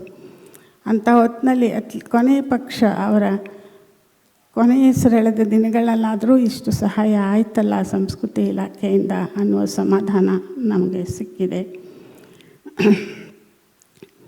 ಯಾವುದೇ ವರ್ತಮಾನದ ಗಲಭೆ, ಕ್ಷೋಭೆ ನಮ್ಮ ಸಂಗೀತದಲ್ಲಿ ಬರಬೇಕು ಅಂತ ಹೇಳುವಷ್ಟು ಅವರು ಸಂಗೀತವನ್ನು, ವರ್ತಮಾನದ ಸಂಘಟನೆಗಳನ್ನು ಮತ್ತು ತಾವು ಕಲಿತ ಪಾಠವನ್ನು, ತಮ್ಮ ಗುರುಭಕ್ತಿಯನ್ನು, ತಮ್ಮ ರಾಗ ಪರಿಣತಿಯನ್ನು ಸಮಗ್ರವಾಗಿ ಸಂಗೀತದಲ್ಲಿ ತೊಡಗಿಸ್ಕೊಂಡು ಹೇಳ್ತಾ ಇದ್ದಂಥವ್ರು. ನಾನು ಹೇಳಿದೆ ನಮ್ಮ ಮನೆಗೆ ಬರೋರು ಅಂತ. ಬಂದರೆ ಅವ್ರಿಗೆ ನಮ್ಮ ಮನೆ ಒಳಗಡೆ ಬರೋಕ್ಕೆ ಜಾಗ ಸಾಲದು, ಎತ್ತರ ಇಲ್ಲ, ನಮ್ಮ ಮನೆ ಕುಳ್ಗಿತ್ತು. ಅವರು ಆ ಜಾನುಬಾಹು ಅವರು. ಅವ್ರನ್ನ ಒಳಗಡೆ ಕರ್ಕೊಳ್ಳೋದೇ ಕಷ್ಟ ಆಗೋದು ನನಗೆ. ತಲೆ ಬಗ್ಗಿಸಿ ಬೆನ್ನು ಬಾಗಿಸಿ ಒಳಗಡೆ ಬರಬೇಕಾಗ್ತಿತ್ತು. ಬರೋರು ಯಾವಾಗ ಬಂದ್ರೂ ಹಿಂಗೆರಡು ಬಾಗಿಲು ಹಿಂಗೆ ಕೈ ಹಿಡ್ಕೊಂಡು ಹಿಂಗೆ ತಲೆ ಇದು ಮಾಡಿಕೊಂಡು ವಿಜಯಮ್ಮ ಅಂತ ಕೂಗೋರು. ಕೂಗಿದ್ರೆ ನನಗೆ ಒಳಗಡೆಯಿಂದ ಬಂದು ನೋಡ್ತಾ ಇದ್ದೆ. ನನಗೆ ಕಾಣಿಸ್ತಾ ಇದ್ದಿದ್ದು ಇವತ್ತಿಗೂ ಈ ಘಳಿಗೆಯಲ್ಲೂ ಈ ಕ್ಷಣದಲ್ಲೂ ಕಾಣಿಸೋದು. ಈ ಹಿಂದೆನೂ ನಾನು ಆ ಮಾತನ್ನು ಹೇಳಿದ್ದೀನಿ. ಏನಂದರೆ ಒಂಥರ ಗುರುದತ್ ಅವರ ಒಂದು ಸಿನಿಮಾದಲ್ಲಿ ಕೊನೆಯ ದೃಶ್ಯ, ಅದರಲ್ಲಿ ಗುರುದತ್ ಬಂದು ಹೀಗೆ ನಿಂತ್ಕೊಳ್ತಾರೆ ಬಾಗಿಲಲ್ಲಿ. ಅಂದರೆ ಆ ಇಮೇಜು ಅವರ ಭಂಗಿಯಲ್ಲಿ ನನಗೆ ಕಾಣಿಸ್ತಾ ಇತ್ತು. ಇವತ್ತಿಗೂ ಅದೇ ಭಾವನೆ ನನಗಿದೆ. ಆ ಭೌಮ ವ್ಯಕ್ತಿತ್ವಕ್ಕೆ, ಆ ದೊಡ್ಡ ಚೈತನ್ಯಕ್ಕೆ ನಾನು ತುಂಬ ಹೆಚ್ಚು ಹೇಳಕ್ಕೆ ಹೋಗಲ್ಲ. ನನಗೆ ಕೊಟ್ಟಿರೋ 10 ನಿಮಿಷದಲ್ಲಿ ಮುಗಿಸ್ಬೇಕು. ಅದರಿಂದ ನಾನು ಭಾಳ ವಿವರಗಳಿಗೆ ಹೋಗಲ್ಲ. ಆದರೆ ಅವರ ಆ ದೊಡ್ಡತನವನ್ನು, ಅವರು ಕಷ್ಟದಲ್ಲಿರೋರಿಗೆ ಮಾಡ್ತಾಯಿದ್ದ ಸಹಾಯವನ್ನು, ಅದಕ್ಕೆ ನಾನು ನನ್ನ ಕೈಲಾದಷ್ಟು ಕೈ ಜೋಡಿಸಿದೆ ಅನ್ನುವ ಸಮಾಧಾನ ನನಗೆ ಇದೆ. ಇಂಥ ಅನೇಕ ಸಂಗತಿಗಳು, ಘಟನೆಗಳು ಅವರ ಸುತ್ತ ನೆರೆದಿವೆ. ಯಾವತ್ತೂ ಯಾರಿಗೆ ಕಷ್ಟ ಆದರೂ ಕೂಡ ಆ ಕಷ್ಟಕ್ಕೆ ನನ್ನನ್ನು ಕರೆಯೋರು, ಬಾ ವಿಜಯಮ್ಮ, ಇದನ್ನು ನೋಡು, ಇದನ್ನು ಮಾಡು, ಇದನ್ನು ಹೇಳು ಅಂತ. ಯಾರಿಗೋ ಟ್ರಾನ್ಸ್ಫರ್ ಆಗೋದ್ರಿಂದ ಹಿಡಿದು ಯಾರ್ದೋ ಜೀವನದಲ್ಲಿ ಎಲ್ಲರೂ ಕಳ್ಕೊಂಡು ತಬ್ಬಲಿಗಳಾದವ್ರನ್ನು ಸಾಕೋದ್ರವರೆಗೆ ನಾನು ಅವ್ರ ಕೈಯಾಗಿ ಕೆಲಸ ಮಾಡಿದೆ ಅನ್ನುವ ಸಮಾಧಾನ ನನಗಿದೆ. ಆದರೂ ಇಷ್ಟಾದರೂ ಅವರನ್ನು ಕಳೆದುಕೊಂಡ ಸಂಕಟ ನನಗೆ ದೂರ ಮಾಡ್ಕೊಳ್ಳೋಕ್ಕಾಗಿಲ್ಲ ಇನ್ನೂ.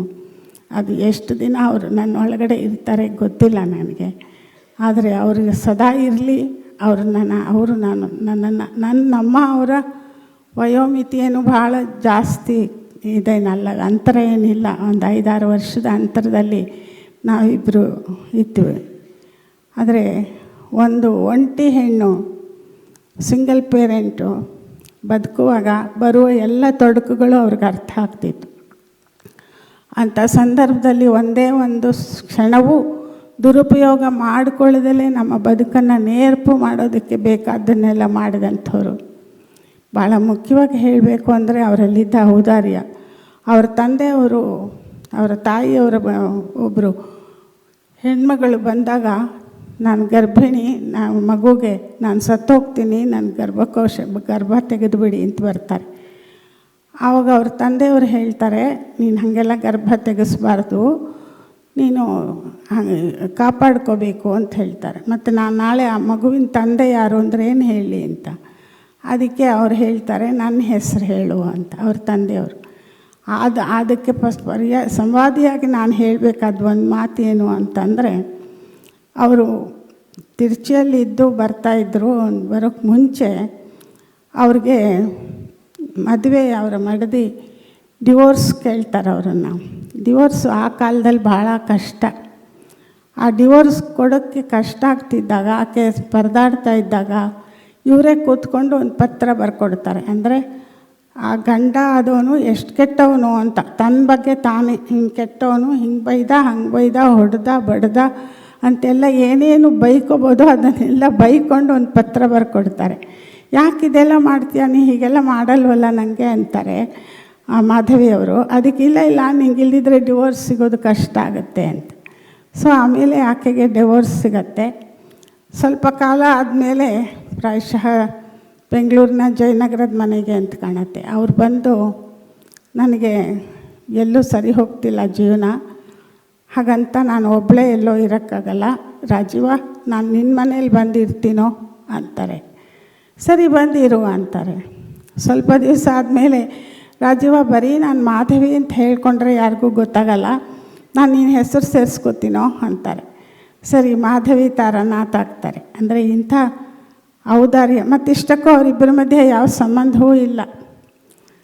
ಅಂಥ ಒಂದು ಔದಾರ್ಯವನ್ನು ತಂದೆಗೆ ಮೀರಿದ ಮಗನಾಗಿ ಅವರು ನಡೆಸ್ಕೊಂಡು ಬಂದಂಥವ್ರು.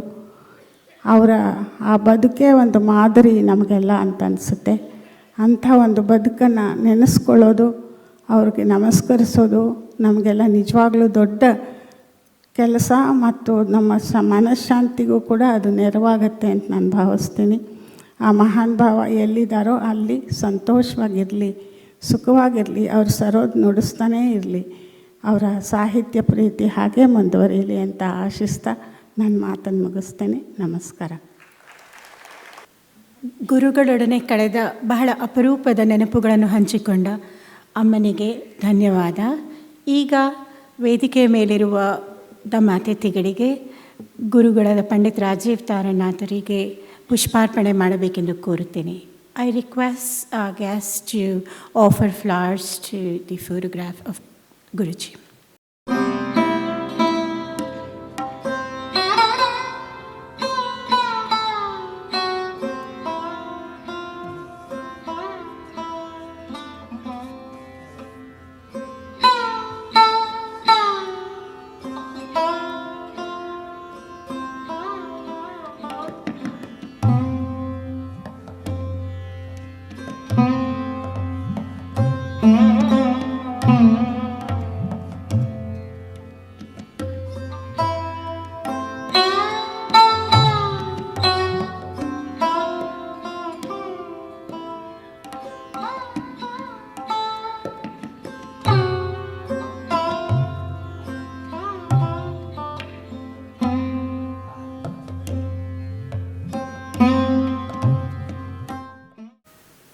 Now I request Pandit Nayan Ghosh, who is eminent in the Hindustani music world, both as a sitar and a tabla player, to speak a few words on Guru Pandit Rajeev Taranath Ji. He has been associated with Guruji for a very long time, for many, many years. And recently, when he visited Guruji in the hospital, Guruji had told him, "I'll come out of the hospital and play with you." But that was not to be. Please share some of the precious moments you spent with him, sir. Namaskar. My regards to all the eminent speakers on the stage. Namaskar to all of you. And thanks to the Rajeev Taranath Memorial Trust and its members, especially Krishna, Sachin, Sarvamangalaji, and many others who have so dedicatedly put up this event today.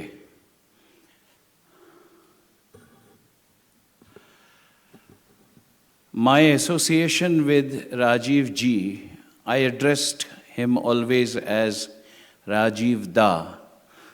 In Bengali, Da refers, Dada is a short term, abbreviated term for Dada, which means elder brother. Though he was 24 years older to me, I always regarded him as my elder brother, and likewise, he also used to affectionately treat me like a younger brother. We both were great friends. We shared so many happy moments together, like same-age friends. We forgot the age difference between both of us. Rajeev Da, as many of you, I'm sure you know, was a multifaceted personality. So many aspects to his personality. But first I will touch upon his musicianship.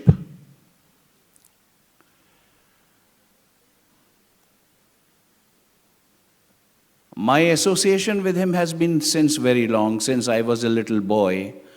But the first concert I started playing with him was exactly 40 years ago, 1984.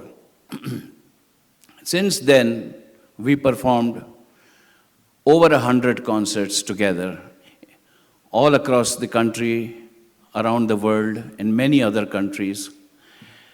It is a great pleasure to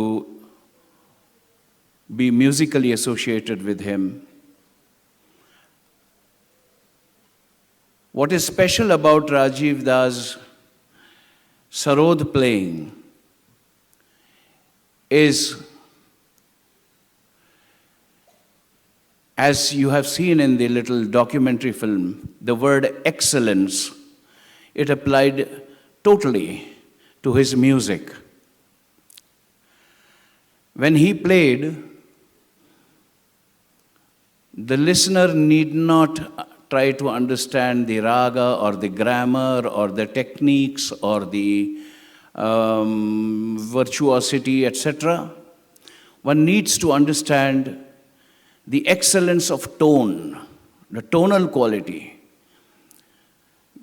The tonal quality of his Sarod was almost identical to his guru, Swar Samrat Ustad Ali Akbar Khan Sahab, who was considered one of the greatest instrumentalists of all times. Our family, my father, Padma Bhushan Pandit Nikhil Ghosh, the great tabla maestro and guru, my uncle Pannalal Ghosh, the father of North Indian flute, were closely associated with this particular gharana. My father played hundreds of concerts with Ustad Ali Akbar Khan Sahab, and also his father, Ustad Baba Alauddin Khan Sahab. So there is a long association musically with this particular tradition.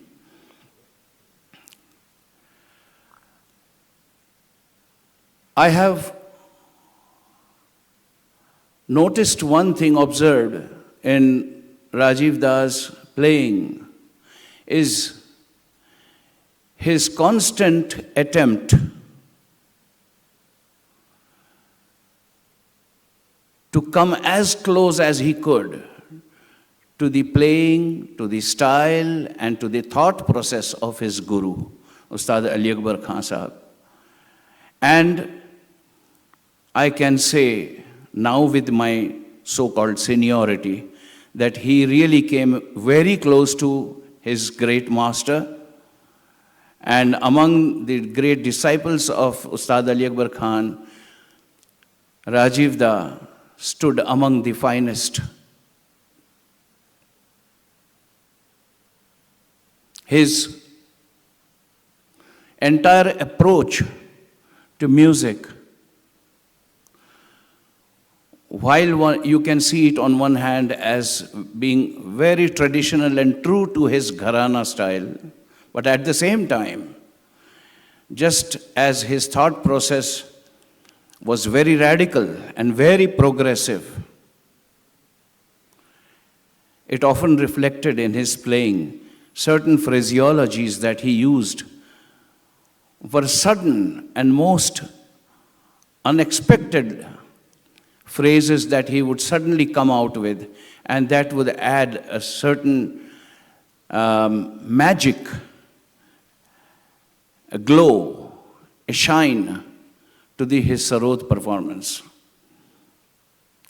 This was very special about Rajeev Da. That was one of the main reasons I always looked forward to perform with him on stage, not only as a tabla accompanist, but also since I am a sitar player, we have played dozens of jugalbandis, sitar and sarod together.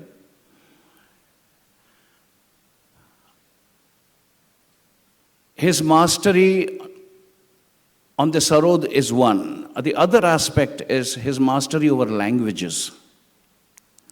He spoke so many languages so fluently and with such authority and in such a poetic tone.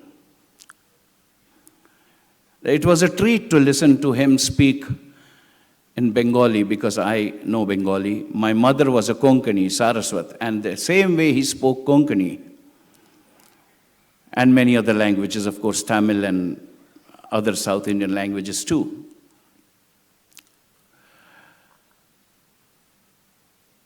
He was a great cook. He could prepare some of the finest dishes I've ever had in my life. There are so many things, so many thoughts. It's difficult for me to bring all of them together. I would rather make my talk as precise as I can. Also, my friend T M Krishna is sitting on the stage.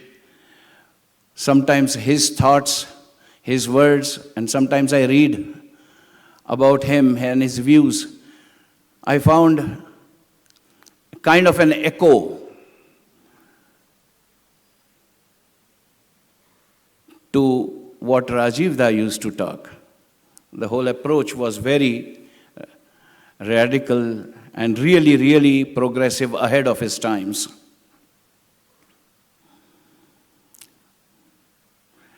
Very humorous, but the way he spoke, as you saw in the documentary, with a lot of authority.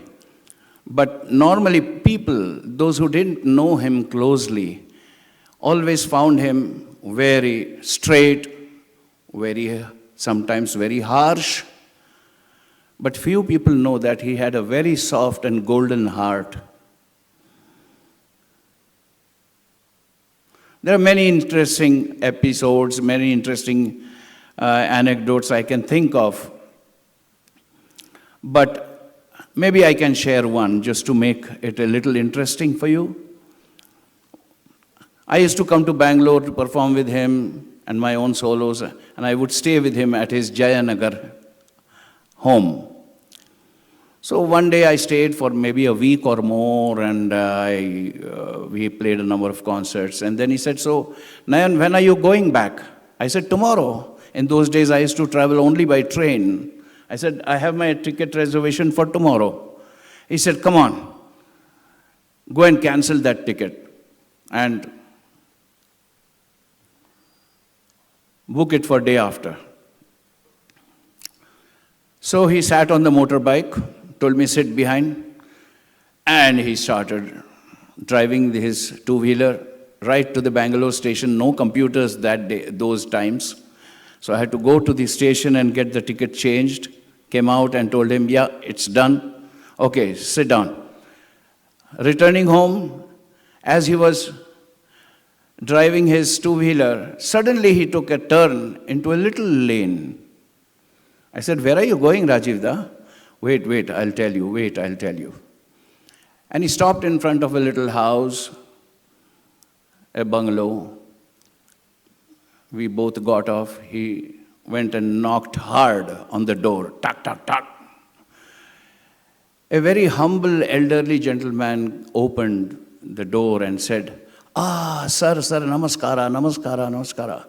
And very humble gentleman, please come in. So Rajeev Da's way of talking was, "Do you know this young man?" No, sir. He's Nayan Ghosh, a very good tabla player from Bombay, and he always accompanies me for my major concerts. And he's here. He's here also tomorrow. Organize a concert tomorrow. We both will play. "But sir, our music circle has several committee members." "I don't care," he said. "You do it tomorrow." So he said, "Sir, we need to all get together, and there has to be discussion among the committee members, and then once it is ratified, then it'll take time, sir. It takes a few months." "I don't care. You ratify it, catify it, bandicootify it. Do the concert. Who is there? Who is the president? Who's the secretary?" And he said, "Dial the number," and some lady. And he said, "Look here." He introduced me and he said, "We must have this concert." But she said, "How do we book a hall in one day?" "Do it at your home," I said. So it was done. A beautiful, old, aristocratic house, beautiful house. Wooden floor, wooden pillars with sculptures. Had that old ambience. And we played. We had a good audience. And after some time, when we finished, that lady's husband, who was much older to Rajeev Da, came and patted his back, and he patted my back too. He said, "Well done, boy, young man." And he told Rajeev Da, "Rajeev, very well played, very well played." So we packed our instruments, and then as we were going towards the car, Rajeev Da said, "So, both of us have got that certificate, okay?" And once we got into the car, as we drove home, I said, "Rajeev Da, you forced this concert on these people, but did you get paid? He said, no, I don't think they were going to pay. I said, so this is what happens, I said, when you force a concert on someone, and then days passed, weeks passed, there was no question and payment, forget it. Both of us said, forget it. So this was the typical, very interesting nature of Rajeev Da. There are many, many incidents, but I don't want to take too much time. This stage, there are other speakers here. Rajeev Da has trained a few students who are really dedicatedly following his music, his style, his thought. Krishna is one of them. Sachin is there. There's one gentleman from Ahmedabad, Sohan Nilkant, and I'm sure there are many more. But I urge all of them to keep going. Rajeev Da is there in spirit with us. His music is there. We will celebrate his life. We will celebrate his music always. Please carry on with his music. Thank you so much. Jayant ಕಾಯ್ಕಿಣಿಯವರನ್ನು ಕಂಡರೆ ಗುರುಗಳಿಗೆ ಬಹಳೇ ಪ್ರೀತಿ. ಮೊನ್ನೆಯವರೆಗೂ ಅವರು ವಾಟ್ಸಾಪ್ನಲ್ಲಿ ಕಳಿಸುತ್ತಿದ್ದ ಮಾತು ಅಥವಾ ಹಾಡಿನ ತುಣುಕುಗಳನ್ನು ಕೇಳಿ ಇಮಿಡಿಯೇಟಾಗಿ voice ಮೆಸೇಜ್ನಲ್ಲಿ reply ಮಾಡ್ತಾಯಿದ್ರು. ಗುರುಗಳ ಜೊತೆ ತಾವು ಕಳೆದ ಕ್ಷಣಗಳನ್ನು ನಮ್ಮ ಜೊತೆ ಹಂಚ್ಕೋತೀರಾ ಪ್ಲೀಸ್? ಎಲ್ರಿಗೂ ನಮಸ್ಕಾರ. ಗುರುಗಳು ಇದ್ದಾರೆ ಅಂತ ನಾವು ನಂಬ್ಕೊಂಡಿರೋದ್ರಿಂದಲೇ ಮಾತಾಡೋಕ್ಕೆ ಸ್ವಲ್ಪ ಭಯ ಆಗ್ತಾಯಿದೆ. ಯಾಕಂದರೆ ಈ ಒಂದು ಅಗಾಧವಾದಂಥ ಅನಂತವಾದಂಥ ಒಂದು ಮನಸ್ಸು ಅದು. ಮತ್ತು ಅವರ ಮಾತಲ್ಲೇ ಹೇಳೋದಾದರೆ ಅವರ ಗುರುಗಳ ಬಗ್ಗೆ ಅಲಿ ಅಕ್ಬರ್ ಖಾನ್ ಅವ್ರ ಬಗ್ಗೆ ಅಥವಾ ರವಿಶಂಕರ್ ಅವ್ರ ಬಗ್ಗೆ, ಅನ್ನಪೂರ್ಣ ದೇವಿಯವ್ರ ಬಗ್ಗೆ ಅಥವಾ ಅವರ ತಂದೆ ಪಂಡಿತ್ ತಾರಾನಾಥರ ಬಗ್ಗೆ ಮಾತಾಡುವಾಗ ಆಗಾಗ ಈ ಸಮುದ್ರದ ಇಮೇಜ್ ಮೆಟಫರ್ ತರ್ತಾರೆ. ಅದು ಸಮುದ್ರದ ಥರ ಇತ್ತು ಅಥವಾ ಅದೊಂದು ಅಗಾಧವಾದಂಥ ಒಂದು ಆಕಾಶದ ಥರ ಇತ್ತು. ನನ್ನ ಕೈ ಬುಟ್ಟಿ ಸಣ್ಣದಿತ್ತು ಅಂತಾರೆ. ನಾನು ಅದನ್ನು ಹಿಡಿಯೋದಕ್ಕೆ ಬುಟ್ಟಿ ಸಣ್ಣದಿತ್ತು. ಅಥವಾ ಅದು ಸಮುದ್ರದ ಥರ ಇತ್ತು, ನನ್ನ ಬೊಗಸೆ ಸಣ್ಣದಿತ್ತು ಅಂತಾರೆ. ಅವರ ವ್ಯಕ್ತಿತ್ವವು ಕೂಡ ನನಗೆ ಆ ರೀತಿ ಅನ್ನಿಸ್ತಾ ಇದೆ. ಒಂದ್ಸಲ ಏನಾಗುತ್ತೆ, ತಕ್ಷಣ ನಮಗೆ ಒಂದು ರೀತಿ ಒಂದು ಶೂನ್ಯ, ಒಂದು ವ್ಯಾಕ್ಯೂಮ್ ಅಂತ ನಾವೇ ಇಮ್ಯಾಜಿನ್ ಮಾಡಿಕೊಂಡು ಮತ್ತೆ ಅದನ್ನು ತುಂಬೋಕೆ ಏನೇನೋ ಒದ್ದಾಡ್ತಿರ್ತೀವಿ. ನಾವು ಬಂದಾಗ ಇಲ್ಲಿ ಅವರು ಮಾತಾಡ್ತಾಯಿದ್ರು ಮಾನಿಟರಲ್ಲಿ. ಅವರು ಸುಮ್ಮನೆ ಅವ್ರ ಮಾತನ್ನೇ ಕೇಳಿಕೊಂಡು ನಾವು ಮನೆಗೆ ಹೋಗಬೇಕು ಅನಿಸ್ಬಿಡ್ತು ನನಗೆ. ನಾವು ಬಂದು ಮತ್ತೇನು ಮಾತಾಡೋದು ಅವ್ರ ಬಗ್ಗೆ, ಸುಮ್ಮನೆ ಅವ್ರ ಮಾತು ಕೇಳಬೇಕು ಅಂತ ಅನ್ನಿಸ್ತು. ಇವರೆಲ್ಲ ಹಿರಿಯರು, ಅವ್ರ ಜೊತೆಗೆ ಆ ಕ್ಷೇತ್ರದಲ್ಲೇ ಹೆಜ್ಜೆಗಳನ್ನು ಹಾಕಿದವರು, ಜೊತೆಗೆ ನಡೆದವರು. ನನ್ನಂಥವರೆಲ್ಲ ಮುಂದಿನ ತಲೆಮಾರು, ಅಂದರೆ ಅವರನ್ನು ಬೆಳಗು ಗಣ್ಣಿನಿಂದ ನೋಡಿದ್ದು. ನಮ್ಮ ಬೊಗಸೆನೂ ಸಾಲೋದಿಲ್ಲ, ನಮ್ಮ ಜೇಬು ಸಾಲೋದಿಲ್ಲ. ಆದರೆ ಒಂದು ಅಗಾಧವಾದದ್ದು. ಕೆಲವು ವ್ಯಕ್ತಿಗಳು ಹಾಗಿರ್ತಾರೆ. ನಮ್ಮಲ್ಲಿ ಬಯಲು ಮತ್ತು ಆಲಯ ಅಂತ ಒಂದು ಕಾನ್ಸೆಪ್ಟ್ ಇದೆ. ಬಯಲು ಆಲಯದೊಳಗೋ, ಆಲಯವು ಬಯಲೊಳಗೋ ಕೇಳೋದಕ್ಕೆ ಭಾಳ ಚೆಂದ, ಅದರ ಬಗ್ಗೆ ಭಾಷಣ ಮಾಡ್ಲಿಕ್ಕೆ ಇನ್ನೂ ಚೆಂದ. ಆದರೆ ಅದು ಏನದು? ಅದು ಕೆಲವರಲ್ಲಿ ಆಗ್ತದೆ. ಅದು ಕೆಲವು ಕಲಾವಿದರಲ್ಲಿ ಅದು ನಮಗೆ ಅನುಭವಕ್ಕೆ ಬರ್ತದೆ. ಬಯಲು ಆಲಯವೋ ಅಥವಾ ಆಲಯವು ಬಯಲೋ, ರಾಗ ಅನ್ನೋದು ಆಲಯನೋ ಬಯಲೋ, ಗಾಯಕ ಆಲಯನೋ ಬಯಲೋ, ಬದುಕು ಏನು ಅದು ಅಂಥ ನಮ್ಮನ್ನು ಮತ್ತೆ ತಿರುಗಿ ಜಾಗೃತ ಮಾಡುವಂಥ ಒಬ್ಬ ಅಪರೂಪದ ಒಂದು ಮೇಧಾವಿ ಮನಸ್ಸದು, ಅದ್ಭುತವಾದ ಮನಸ್ಸದು. ನಾನು ಒಂದು 20 ವರ್ಷದ ಹಿಂದೆ ನಾನು ಆವಾಗ ದಿನಗೂಲಿಗಾಗಿ ಹಾಗೆ ಹೇಳ್ಬಾರ್ದು, ಪ್ರೀತಿಯಿಂದನೇ ಖುಷಿಯಿಂದನೇ ಇಂಟರ್ವ್ಯೂ ಮಾಡ್ತಾಯಿದ್ದೆ ETV ಚಾನಲ್ಗೆ. ಪ್ರತಿ ವಾರ ಪ್ರತಿ ದಿನ ಒಬ್ಬೊಬ್ಬರನ್ನ. ಆಗ 2 ಎಪಿಸೋಡಲ್ಲಿ ರಾಜೀವ್ ತಾರಾನಾಥ್ಜಿಯವ್ರನ್ನ ಇಂಟರ್ವ್ಯೂ ಮಾಡುವಂಥ ಒಂದು ದೊಡ್ಡ ಅದೃಷ್ಟ ನನ್ನ ಪಾಲಿಗೆ ಬಂತು. ಅದರಲ್ಲಿ ಇನ್ನೂ ದೊಡ್ಡ ಅದೃಷ್ಟ ಬಂತು. ಯಾಕಂದರೆ ಅದನ್ನು ನಾವು 2 ದಿವಸಕ್ಕಾಗಿ ಅಂತ ಎರಡು ಇನ್ಸ್ಟಾಲ್ಮೆಂಟಲ್ಲಿ ಶೂಟ್ ಮಾಡಿದ್ವಿ. 2 ವೀಕೆಂಡ್ ಮಾಡೋಣ ಅಂತ. ನಮಗೆ ದುರಾಸೆ, ಯಾರಾದರೂ ಸಿಕ್ಕಿದ್ರೆ ಬೇಗ ಬಿಡಬಾರ್ದು ಅವರನ್ನು ಅಂತ ಜಾಸ್ತಿ ಮಾತಾಡಿ. ಆವಾಗ ಅದು ಬೇರೆ ದಿವಸ ಶೂಟ್ ಮಾಡಿದ್ದು ಅಂತ ತೋರಿಸ್ಬೇಕು ಅಂತ ಅವ್ರದ್ದೊಂದು ಎಕ್ಸ್ಟ್ರಾ ಕುರ್ತಾ ತೊಗೊಂಬಂದಿದ್ರು ಅವರು, ಬಿಳಿ ಕುರ್ತಾ, ವೈಟ್ ಕುರ್ತಾ. ಆ ಕುರ್ತಾ ಅದು ಶೂಟಿಂಗ್ ಆದಮೇಲೆ ಬಿಟ್ಟು ಹೋಗಿಬಿಟ್ಟಿದ್ರು ಅವರು. ನನಗೆ ಭಾಳ ಖುಷಿ, ಅವರಿಗೂ ಗೊತ್ತಿಲ್ಲ ಆ ಕುರ್ತಾ ಬಿಟ್ಟು ಹೋಗಿದ್ದಾರೆ ಅಂತ. ರಾಜೀವ್ ತಾರಾನಾಥ್ ಅವರ ಕುರ್ತಾ ನನ್ನ ಜೊತೆಗೆ ಸುಮಾರು 1 ವಾರಗಟ್ಟಲೆ ಇತ್ತು. ಅದು ನನಗೆ ಅದು ಭಾಳ ಇಷ್ಟ. ಅದನ್ನು ಮುಟ್ಟು ನೋಡೋದು, ಮೂಸು ನೋಡೋದು, ಒಂಥರ ರಾಜೀವ್ ತಾರಾನಾಥ್ ಅವರ ಬಿಳಿ ಕುರ್ತಾ ನನ್ನ ಜೊತೆಗಿತ್ತು ಅಂತ. ಈ ಥರದ ಒಂದು ಆರಾಧನೆಯ ಭಾವದಲ್ಲಿ ನಾನು ರಾಜೀವ್ ತಾರಾನಾಥ್ ಅವರನ್ನು ಮಾತಾಡಿಸಿದ್ದೆ ಅವಾಗ. ಆಗ ನಾನು ಅವ್ರ ಬಗ್ಗೆ ಹೇಳೋದೇನಿಲ್ಲ, ಅವರು ಅವರ ತಂದೆ ಬಗ್ಗೆ ಮಾತಾಡಿದ್ದು ಅದೆಲ್ಲ ಈಗ ನಾನಾ ರೀತಿಯಲ್ಲಿ ಪುಸ್ತಕ ರೂಪದಲ್ಲಿ ಬಂದಿದೆ. ಶೈಲಜಾ ಮತ್ತು ವೇಣುಗೋಪಾಲ್ ಅವರು ತಂದಿದ್ದಾರೆ ಪುಸ್ತಕಗಳನ್ನು, ಅದ್ಭುತವಾಗಿದೆ. ಅಂದರೆ ಅವರು 10 ವರ್ಷ ಮಾತ್ರ ತಂದೆಯ ಸಖ್ಯದ ಸೌಖ್ಯವನ್ನು ಅನುಭವಿಸಿದ್ದಾರೆ. 10 ವರ್ಷ ಅಷ್ಟರಲ್ಲೇ ಅವರು ಎಷ್ಟೊಂದು ಇಂಟರ್ನಲೈಸ್ ಮಾಡಿದ್ದಾರೆ ಅಂತಂದರೆ ಅನ್ಬಿಲಿವೇಬಲ್. ಅವ್ರು ಹೇಳ್ತಾರೆ 10 ವರ್ಷ ಅಷ್ಟೇ ನನಗೆ ಅವರ ಸೌಖ್ಯ, ಅವರ ಸಖ್ಯದ ಸೌಖ್ಯ ಸಿಕ್ತು ಅಂತ ಹೇಳ್ತಾರೆ ಅವರು. ಆದರೆ ಅಷ್ಟರೊಳಗಡೆ ಅವರಿಗೆ ಬೆಳಿಗ್ಗೆ ಎದ್ದು 5:30 ಗಂಟೆಗೆ ಎದ್ದು ಅವರು ಹಾಡು, ಮಗ್ಗಿ, ಹಾಡು, ಕಥೆ ಎಲ್ಲ ಮಾಡಿಸ್ತಿದ್ರು. And he was very cruel ಅಂತಾರೆ ಅವರು. ಅವ್ರ ಬಗ್ಗೆ ಭಾಳ, ಅವ್ರ ತಂದೆ ಬಗ್ಗೆ ಯಾಕಂದರೆ ಅವ್ರ ತಂದೆ ಬಗ್ಗೆ ಏನು ಹೇಳಿದಾರಲ್ಲ ಅದೆಲ್ಲವನ್ನು ನಾವು ಇವ್ರ ಬಗ್ಗೆ ಹೇಳ್ಬೋದು. ಅದಕ್ಕಾಗಿ ನಾನು ಹೇಳ್ತಾ ಇದ್ದೀನಿ. He was looking like A Roman senator ಅಂತಾರೆ ಅವರು. ಸ್ಫುರದ್ರೂಪಿ ಅವ್ರ ತಂದೆ ಪಂಡಿತ್ ತಾರಾನಾಥ್ ಅಂತ. ನಮಗೆ ಇವರು ಅದೇ ಥರ ಕಾಣ್ತಾರೆ, ಸ್ಫುರದ್ರೂಪಿ ಅಂಥ ಅದ್ಭುತ ವ್ಯಕ್ತಿ. ಆಮೇಲೆ ಅವ್ರು ಕೆಲಸ ಮಾಡ್ತಿರುವಂಥ ವಿದ್ಯಾಸಂಸ್ಥೆ ಹಮ್ದರ್ದ್ ವಿದ್ಯಾಸಂಸ್ಥೆ. ಆ ಹಮ್ದರ್ದ್ ಶಬ್ದ ಎಷ್ಟು ಚಂದ. ಹಮ್ದರ್ದ್ ಅಂದರೆ ನೋವನ್ನು ಹಂಚಿಕೊಳ್ಳುವಂಥದ್ದು. ಅದು ಯಾವುದೋ ಕಂಪನಿ ಹೆಸರಿರ್ಬೋದು, ಮತ್ತು ಯಾವುದೋ ಹೆಸರಿರ್ಬೋದು ಬೇರೆ. ಆದರೆ ಆ ಹಮ್ದರ್ದ್ ಸಂಸ್ಥೆಯಲ್ಲಿ ಇವರು ಕಲೀಲಿಕ್ಕೆ, ಅವರ ತಂದೆ ಕಲೀಲಿಕ್ಕೆ ಹೋಗ್ತಿದ್ದಾಗಿಂದು ಒಂದು ಘಟನೆ ಅವರು ನನಗೆ ಆ ದಿವಸ ಹೇಳಿದರು ಇಂಟರ್ವ್ಯೂದಲ್ಲಿ. ಯಾಕಂದರೆ ಇವ್ರ ತಂದೆ ಪಂಡಿತ್ ತಾರಾನಾಥರಿಗೆ ಆಯುರ್ವೇದ ಕಲಿಬೇಕಿತ್ತು, ಅದಕ್ಕಾಗಿ ಅವರಲ್ಲಿ ಹೋದರು. ಆಗೊಬ್ಬ ಹಕೀಮ ಬಂದರಲ್ಲಿ. ಆ ಹಕೀಮರು ಬಂದು ಇವ್ರು ಹೋಗಿ ಆ ಹಕೀಮರಿಗೆ ನಮಸ್ಕಾರ ಮಾಡಿದರು. ಹಕೀಮರಿಗೆ ನಾನಾ ಭಾಷೆ ಬರ್ತಿತ್ತು, ಎಲ್ಲ ಬರ್ತಿತ್ತು, ಸಂಗೀತ ಬರ್ತಿತ್ತು. ಅವರು ಇವರಿಗೆ, ಪಂಡಿತ್ ತಾರಾನಾಥರಿಗೆ, ತಬಲಾ ನುಡಿಸು ನೀನು ಅಂತ ಹೇಳಿದ್ರು. ಇವರು ಆಯ್ತಪ್ಪ ಏನೋ ಹೇಳ್ತಿದ್ದಾರೆ, ಬಂದಾಗ ಅವ್ರು ಹೇಳ್ದಾಗ ಕೇಳೋದು ಒಳ್ಳೆಯದು ಅಂತ ಹೇಳಿ ತಬಲಾ ನುಡಿಸೋಕೆ ಶುರು ಮಾಡಿದ್ರು. 1 ವಾರ ಆಯಿತು, 2 ವಾರ ಆಯಿತು, ನಾನಾ ರೀತಿಯಲ್ಲಿ ತಬಲಾ, ಬೇರೆ ಬೇರೆ ರಾಗಗಳು, ತಾಲ್ಗಳು ಎಲ್ಲ ಆಯಿತು. ಆಮೇಲೆ ಇವ್ರು ಹೇಳಿದ್ರಂತೆ, ಸರ್ ನಾನು ಇಲ್ಲಿ ಆಯುರ್ವೇದ ಕಲೀಲಿಕ್ಕೆ ಬಂದಿದ್ದೆ ಅಂತ ಇವ್ರು ಹೇಳಿದ್ರಂತೆ.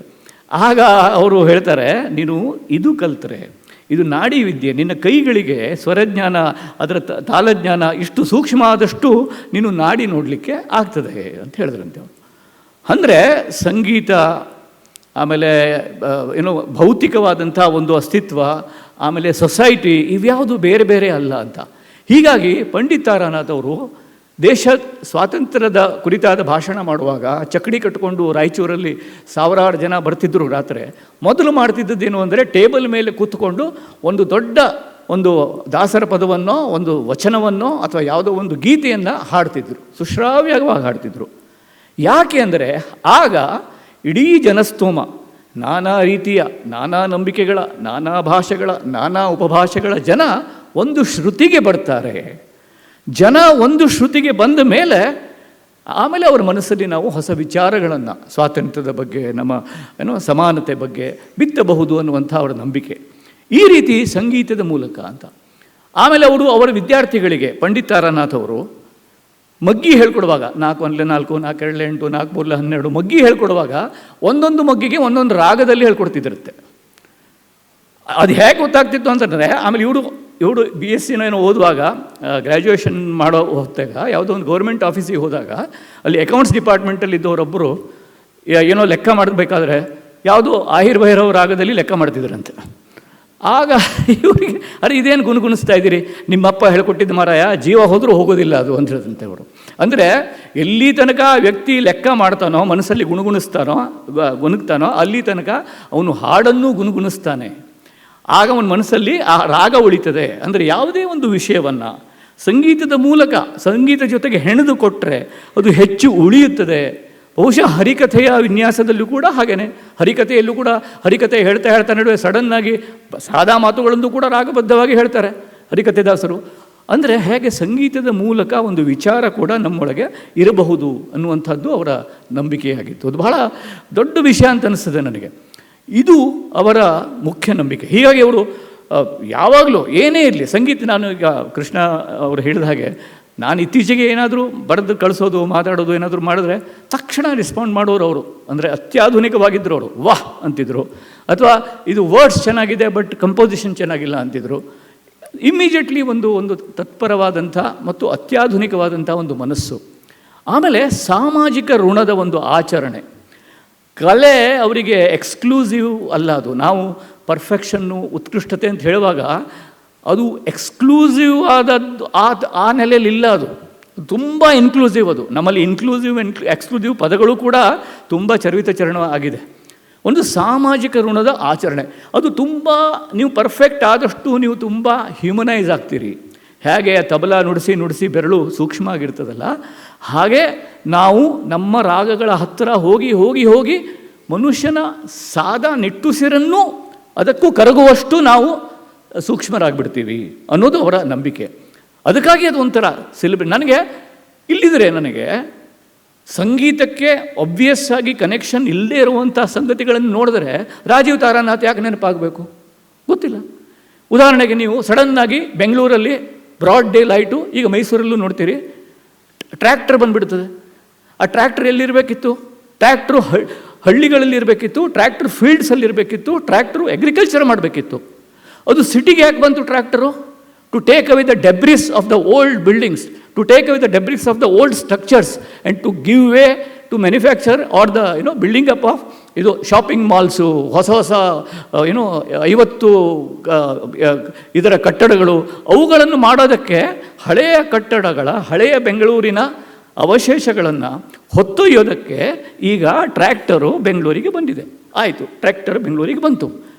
ಆಮೇಲೆ ನಮ್ಮ ಬೆಂಗಳೂರಿನ ಸೊಫಿಸ್ಟಿಕೇಟೆಡ್ಡು IC ಕಾರು ಎಲ್ಲ, ಏರ್ ಕಂಡೀಷನ್ ಕಾರು ಎಲ್ಲ ಇದ್ದವರಿಗೆ ಈ ಟ್ರ್ಯಾಕ್ಟರ್ ಬಂದ ಕೂಡಲೇ ಸ್ವಲ್ಪ ಇರಿಟೇಟ್ ಆಗ್ತದೆ. ಇಲ್ಲಿ ಯಾಕೆ ಬರ್ತದಪ್ಪ ಈ ಟ್ರ್ಯಾಕ್ಟರ್ ಅಂತ. ಆದರೆ ಆ ಟ್ರ್ಯಾಕ್ಟರ್ ಹಿಂದುಗಡೆಗೆ ಅದರ ಟ್ರೇಲರಲ್ಲಿ ಒಂದು ಇಡೀ ಕುಟುಂಬ ಕೂತಿರ್ತದೆ ನೋಡಿ. ಆ ಟ್ರ್ಯಾಕ್ಟರ್ ಮೇಲೆ ಒಂದು ಇಡೀ ಕುಟುಂಬ ಕೂತಿರ್ತದೆ. ಅದು ರಾಯಚೂರಿಂದ ಬಂದಿರ್ತದೆ, ಮುದ್ದೇಬಿಹಾಳದಿಂದ ಬಂದಿರ್ತದೆ, ಗದಗ್ನಿಂದ ಬಂದಿರ್ತದೆ, ಎಲ್ಲಿಂದ ಬಂದಿರ್ತದೆ, ಹೈದರಾಬಾದ್ ಕಡೆ ಒಂದು ಹಳ್ಳಿಯಿಂದ ಬಂದಿರ್ತದೆ. ಆ ಇಡೀ ಕುಟುಂಬದಲ್ಲಿ ಎಲ್ಲರೂ ಇದ್ದಾರೆ, as if it is drawn by an artist.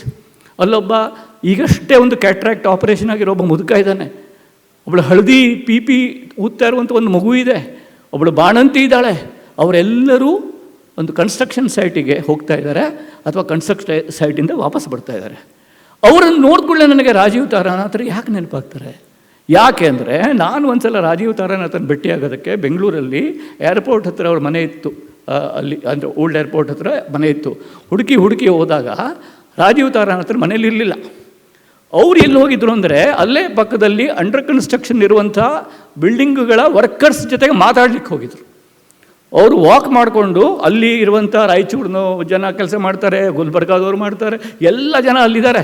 ಹೋಗಿ ಅವ್ರ ಜೊತೆ ಕೂತ್ಕೊಂಡು ಅಥವಾ ಅವರನ್ನು ತಮ್ಮ ಮನೆಗೆ ಕರೆಸಿ ಅವ್ರ ಭಾಷೆಯನ್ನು ಅವರಿಂದ ಮಾತಾಡಿಸಿ, ಅಂದರೆ ಅಲ್ಲಿ that was A celebration for him. ಅಂದರೆ ಅವರಿಗೆ ಸಂಗೀತ ಅನ್ನೋದು ಅದು ಅನ್ಕನೆಕ್ಟೆಡ್ ಐಸೋಲೇಷನ್ನಿನ ಎಕ್ಸಲೆನ್ಸ್ ಅಲ್ಲ, ಅದು ಒಂದು collective inclusive celebration of a social indebtedness. ಸಾಮಾಜಿಕ ಋಣ ಅಂತ ನಾವೇನು ಮಾತಾಡ್ತೀವಲ್ಲ, ಆ ಸಾಮಾಜಿಕ ಋಣದ ಆಚರಣೆ ಆಗಿತ್ತು. ಅದಕ್ಕಾಗಿ ಅವರಿಗೆ ಈಗಲೂ ಕೂಡ ಏನೇ ಇರಲಿ ಸಾಮಾಜಿಕ ಋಣಕ್ಕೆ, ಸಾಮಾಜಿಕ ಬಾಂಧವ್ಯಕ್ಕೆ ಧಕ್ಕೆ ತರುವಂಥದ್ದು ಏನೇ ಬಂದರೂ ಕೂಡ ಅವರಿಗೆ ತಡ್ಕೊಳ್ಳೋಕ್ಕಾಗ್ತಿರ್ಲಿಲ್ಲ. ಸೊ ಸಂಗೀತ ಅವರು ನಮ್ಮನ್ನು ಒಳಗಡೆಯಿಂದ ನಮ್ಮನ್ನು ಮಾನವೀಯಗೊಳಿಸುವಂಥ ಮತ್ತು ಪರರ ಸುಖ ದುಃಖಗಳಿಗೆ, ಪರ ಅನ್ನೋ ಶಬ್ದನೇ ಇಲ್ಲ, ರಮಣರು ಹೇಳ್ತಾರೆ ದರ್ ಆರ್ ನೋ ಅದರ್ಸ್ ಅಂತ. ಇಂಥ ಚೇತನಗಳಿಗೆ ಪರರು, ನಾವು ಪರರು, ತನ್ನಂತೆ ಪರರ ಬಗೆದೊಡೆ ಅವೆಲ್ಲ ಇಲ್ಲವೇ ಇಲ್ಲ, ಪರರು ಅಂತ ಅನಿಸೋದೇ ಇಲ್ಲ ಅವರಿಗೆ. ಅದಕ್ಕಾಗಿ ಅಂಥ ಮನಸ್ಸುಗಳು ಆಗಿದ್ದಾವೆ.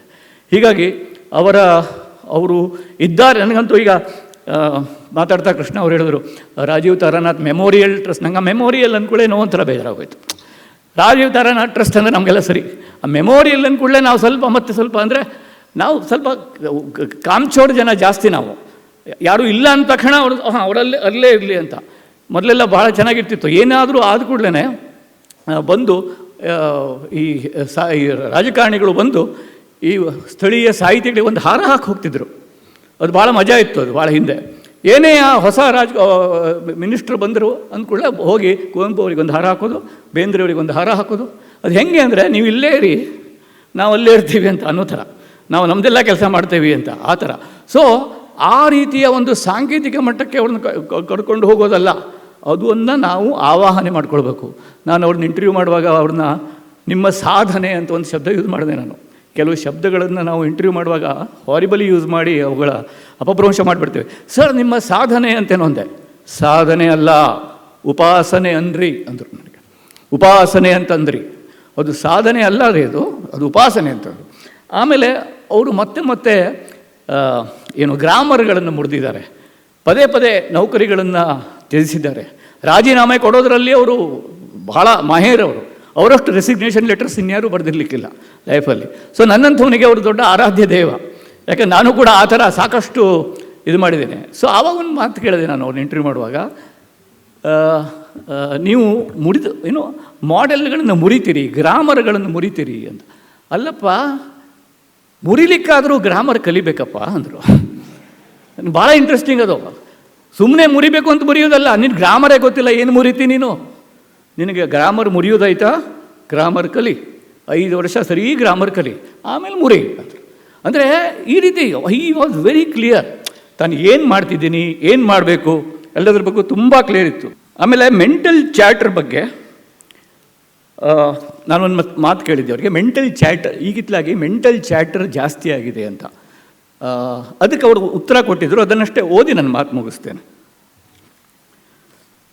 ಸರ್, ಒಂದು ಸರ್ತಿ ನೀವು ಮಾತಾಡ್ತಾ ಮನಸ್ಸಿನ ಚಾಟರ್ ಅಂದರೆ ಮನಸ್ಸಿನ ಹಲುಬು ಜಾಸ್ತಿ ಆಗಿದೆ ಅಂತ ಹೇಳಿದ್ರಿ. ಆಂತರಿಕ ಮೌನ ನೆಲೆಗೊಳ್ಳಬೇಕು ಅಂತ ಹೇಳಿದ್ರಿ ಅಂತ ಹೇಳಿದಾಗ, ಅದು ಅಂಥ ದೊಡ್ಡ ಮಾತಲ್ರಿ, ಎಲ್ಲರೂ ಹೇಳುವಂಥ ಮಾತು. ನಾನು ದುನಿಯಾ ನೋಡಿದ್ದೀನಿ, ಬಹಳ ಜನಾಂಗಗಳನ್ನು ನೋಡಿದ್ದೇನೆ, ಹಳಬರನ್ನು ನೋಡಿದ್ದೀನಿ, ಅಮೇರಿಕನರನ್ನು ನೋಡಿದ್ದೀನಿ, ಎಲ್ಲರಲ್ಲೂ ಈ ಕೇಳ್ಮೆ ಇದೆಯಲ್ಲ, ಕೇಳ್ಮೆ ಅನ್ನೋ ಶಬ್ದ ಅವ್ರಿಗೆ ಭಾಳ ಇಂಟ್ರೆಸ್ಟ್. ಕೇಳ್ಮೆ, ಲಿಸ್ನಿಂಗ್, ಆಲಿಸುವುದು, ಕೇಳ್ಮೆ ಬಗ್ಗೆ ಭಾಳ ಹೇಳ್ತಾರೆ. ಕೇಳ್ಮೆ ಅನ್ನೋದಿದೆಯಲ್ಲ, ಅದು ಎಷ್ಟು ತೀಕ್ಷ್ಣವಾಗಿ ಅದನ್ನು ಕೇಳ್ತಾ ಇದ್ದರು ಎಲ್ಲರೂ ಅಂದರೆ, ಅವರೇ ಮಾತಾಡ್ತಾ ಇದ್ದಾರೇನೋ ಅನ್ನುವಷ್ಟು. ನೋಡಿ, ನಾವೇ ಮಾತಾಡ್ತಾ ಇದ್ದೇವೇನೋ ಅನ್ನುವಷ್ಟು ತೀಕ್ಷ್ಣವಾಗಿ ಉಳಿದವರನ್ನು ನಾವು ಆಲಿಸಬೇಕು ಅಂತಾರೆ. ಇದು ಕೇಳ್ಮೆ. ಸಂಗೀತಕ್ಕೆ ಬೇಕಾಗಿದ್ದು ಈ ಕೇಳ್ಮೆ. ನಿಮ್ಮನ್ನು ಒಂದು ಕೋರ್ಟಿನಲ್ಲಿ ಹಾಕಿದ ಹಾಗೆ ಕೇಳ್ತಾ ಇರ್ತಾರೆ, ಆಗ ನೀವು ಜವಾಬ್ದಾರಿಯಿಂದ ಮಾತಾಡಬೇಕಾಗ್ತದೆ. ಆದರೆ ಈಗ ಕೇಳೋದನ್ನು ನಾನು ನೋಡೇ ಇಲ್ಲ. ನಮಗೆಲ್ಲ ಕೇವಲ ಹೇಳೋದಕ್ಕೆ ಉತ್ಸಾಹ. ಒಂದೇ ವಿಷಯದ ಬಗ್ಗೆ ಇದು ಮಾತಾಡಿದರೆ ಒಂದು ಸರಿಯಾದ ಕ್ರಮದಲ್ಲಿ ಹೇಳೋದಿಲ್ಲ. ಒಂದು ಪ್ರಶ್ನೆಯನ್ನು ನೀವು ಕೇಳ್ತೀರಿ ಅಂತ ಇಟ್ಕೊಳ್ಳಿ, ಅದಕ್ಕೆ ಉತ್ತರ ಕೊಡೋದರಲ್ಲಿ ಇನ್ನೇನನ್ನೋ ಕೇಳಿರ್ತೀರಿ. ನನ್ನನ್ನೇ ಹಿಡಿದ್ರು ಅವರಾಗ. ನಾನು ಅವರಿಗೊಂದು ಪ್ರಶ್ನೆ ಕೇಳಿದೆ, ಅದಕ್ಕೆ ಅವ್ರು ಉತ್ತರ ಕೊಡೋ ಮೊದಲೇ ನಾನು ಮುಂದಿನ ಪ್ರಶ್ನೆ ಕೇಳಿಬಿಟ್ಟಿದ್ದೆ. ಸೊ ಅವರು ನನ್ನ ಕರೆಕ್ಟಾಗಿ ಹೇಳಿದ್ರು. ಅಂದರೆ ನಾವು ಸುಮ್ಮನೆ ಒನ್ ಸೈಡೆಡ್ ಚಾಟ್ರಿಂಗು, ಮೆಂಟಲ್ ಚಾಟ್ರಿಂಗ್ ಜಾಸ್ತಿ ಆಗಿದೆ. ಕೇಳ್ಮೆ ಬೇಕು ಅಂತ. ಅದು ನನಗೆ ಭಾಳ ಒಬ್ಬ ಗ್ರೀಸ್ ಫಿಲ್ಮ್ ನಿರ್ದೇಶಕ ಇದ್ದಾನೆ, ಥಿಯೋ ಆ್ಯಂಜೆಲೋಪೊಲೋಸ್ ಅಂತ. ಒಂದು ಎಟರ್ನಿಟಿ ಆ್ಯಂಡ್ ಎ ಡೇ ಅಂತ ಒಂದು ಫಿಲ್ಮ್ ಇದೆ, ಅದು ನನಗೆ ಭಾಳ ಇಷ್ಟ ಇದೆ. ಅದರಲ್ಲಿ ಸುಮ್ಮನಿದ್ದರೆ ಮಾತ್ರ ಕೇಳಿಸುವುದು ಅಲೌಕಿಕ ಸಂಗೀತ ಅಂತ ಒಂದು ಲೈನ್ ಬರುತ್ತೆ. ನೀವು ಸುಮ್ಮನಿದ್ದರೆ ಮಾತ್ರ ಅಲೌಕಿಕವಾದಂಥ ಮೆಟಫಿಸಿಕಲ್ ಆದಂಥ ಸಂಗೀತ ನಿಮಗೆ ಕೇಳ್ತದೆ ಅಂತ. ಮತ್ತು ಇವ್ರದ್ದು ಇನ್ನೊಂದು ನಂಬಿಕೆ ಏನಿತ್ತು ಅಂದರೆ, ಸಂಗೀತ ಬರೀ ಮಾನಸಿಕ ಅಲ್ಲ, ಅದು ತುಂಬ ಫಿಸಿಕಲ್ ಅಂತ. ಅದು ಮನಸ್ಸು ಎಲ್ಲವನ್ನೂ ಒಳಗೊಂಡು ಬರ್ತಾ ಇರ್ತದೆ. ಅದು ತುಂಬ ಫಿಸಿಕಲ್ ಆದದ್ದು ಅಂತ ಕೂಡ ಅವರು ನಂಬಿಕೊಂಡಿದ್ದರು. ಹೀಗಾಗಿ ಫಿಸಿಕಲ್ಲಾಗಿ, ಮಾನಸಿಕವಾಗಿ, ಒಬ್ಬ ಚೈತನ್ಯವಾಗಿ, ಒಬ್ಬ ನಮ್ಮನ್ನು ಬಡಿದೆಬ್ಬಿಸುವ ಮೇಷ್ಟ್ರಾಗಿ, ಮತ್ತು ನಮ್ಮನ್ನು ಕಿವಿ ಹಿಂಡುವ, ನಮ್ಮ ಆಲಸ್ಯವನ್ನು ತಿದ್ದುವ ಒಬ್ಬ ನಮ್ಮ ಕುಟುಂಬದ ಹಿರಿಯರಾಗಿ ರಾಜೀವ್ ತಾರಾನಾಥ್ ಅವರು ನಮ್ಮ ಜೊತೆಗೆ ಯಾವತ್ತೂ ಇರ್ತಾರೆ, ಇರಲೇಬೇಕು. ಅವರು ಇಲ್ಲ ಅಂತ ನಾವು ಯಾವತ್ತೂ ಅಂದ್ಕೊಳ್ಳೋ ಹಾಗೆ ಇಲ್ಲ. ಅಷ್ಟು ಘನವಾದಂಥ ಉಪಸ್ಥಿತಿ ಅವ್ರದ್ದು. ಅವರಿಗೊಂದು ದೊಡ್ಡ ನಮಸ್ಕಾರ. ಮತ್ತು ಅವರ ಈ ಸಂಘ, ಈ ಒಂದು ಚಟುವಟಿಕೆ, ಅವರಿಗೆ ಇರುವಂಥ ಎಲ್ಲ ಆಸ್ಥೆಗಳೆಲ್ಲ ಹೊಸ ತಲೆಮಾರಿನಲ್ಲಿ ಹೇಗೆ ನಾವು ಹಬ್ಬಿಸಬಹುದು ಅನ್ನೋದರ ಬಗ್ಗಿನ ಚಟುವಟಿಕೆಗಳು ಮುಂದುವರಿಲಿ. ಅದಕ್ಕೆ ನನ್ನಂಥ ಅವರನ್ನು ನೋಡಿ ಬೆಳೆದವರು ತುಂಬ ಜನ ಇದ್ದೀವಿ. ನಮ್ಮ ಸಹಾಯ ಹಸ್ತ, ನಮ್ಮ ಉಪಸ್ಥಿತಿ ನಮ್ಮಿಂದ ಆದಷ್ಟು ಯಾವತ್ತೂ ಇದೆ ಅಂತ ಹೇಳಿ, ಈ ಒಂದು ಕಾರ್ಯಕ್ರಮದ ಹಿಂದಿರುವ ಮುಂದಿರುವ ಎಲ್ಲರಿಗೂ ನನ್ನ ವಂದನೆ ಸಲ್ಲಿಸಿ ನನ್ನ ಮಾತು ಮುಗಿಸ್ತೇನೆ. ನಮಸ್ಕಾರ. ಗುರುಗಳಾದ ರಾಜೀವ್ ತಾರಾನಾಥರ ವ್ಯಕ್ತಿತ್ವದ ಹರವು, ಆಳಗಳ ಬಗ್ಗೆ ಮನಸ್ಸನ್ನು ತಟ್ಟುವಂತೆ ಮಾತನಾಡಿದ ಡಾಕ್ಟರ್ ಜಯಂತ್ ಕಾಯ್ಕಿಣಿ ಅವರಿಗೆ ಧನ್ಯವಾದ. Vidwan T M Krishna is among the very few illustrious musicians of this country who are also vocal about their political, social and cultural stances. Perhaps this is the bond that Guruji shared with Vidwan Krishnaji very, very strongly. I request you to tell us about some of the times when you met Guruji. Namaskara to all the artists and intellectuals on stage and friends of Rajeev ji, both on and off stage. I'm certain that almost everybody present here, I've had a far longer association with him than I ever did. Honestly, I probably met him 3 times. I was trying to see how many times I met him. And so I wonder, as much as maybe some of you are wondering what I'm doing here, on a lighter note, maybe I just bring the age demography a little down on stage. Maybe that's one reason I'm here.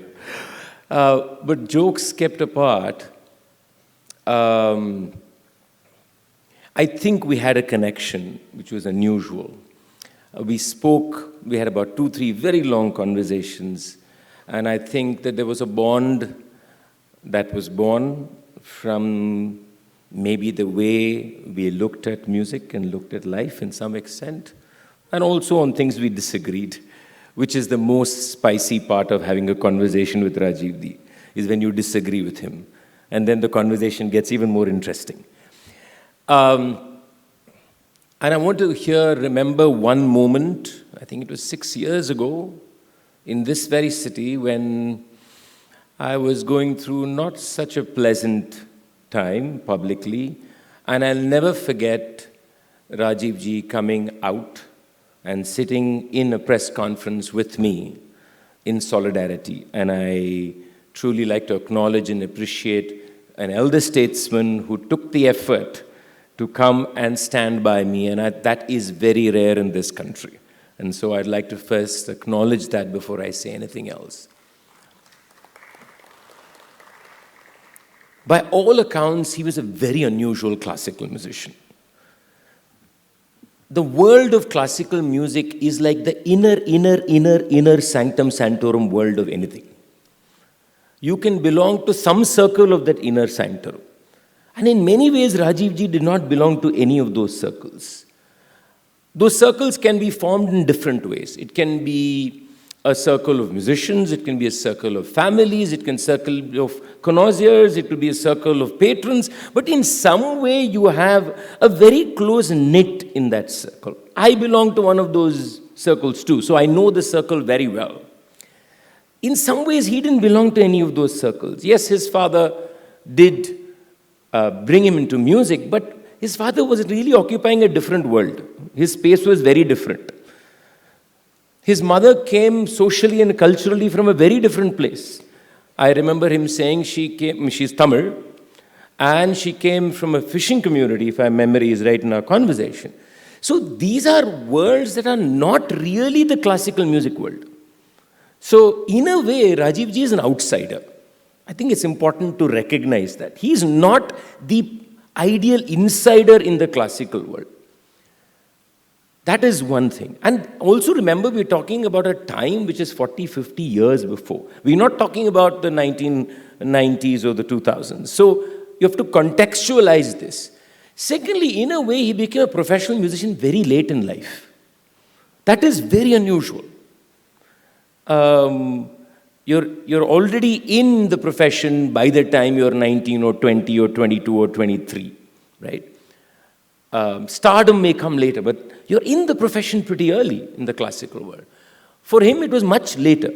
That is, again, not the norm. In fact, it is even the exception of exceptions. The third, he came from the world of words to the world of sound. Now, that is a very, very unusual jump. Very unusual jump. Somebody who's not just in the world of words, was in love with the world of words. That's important.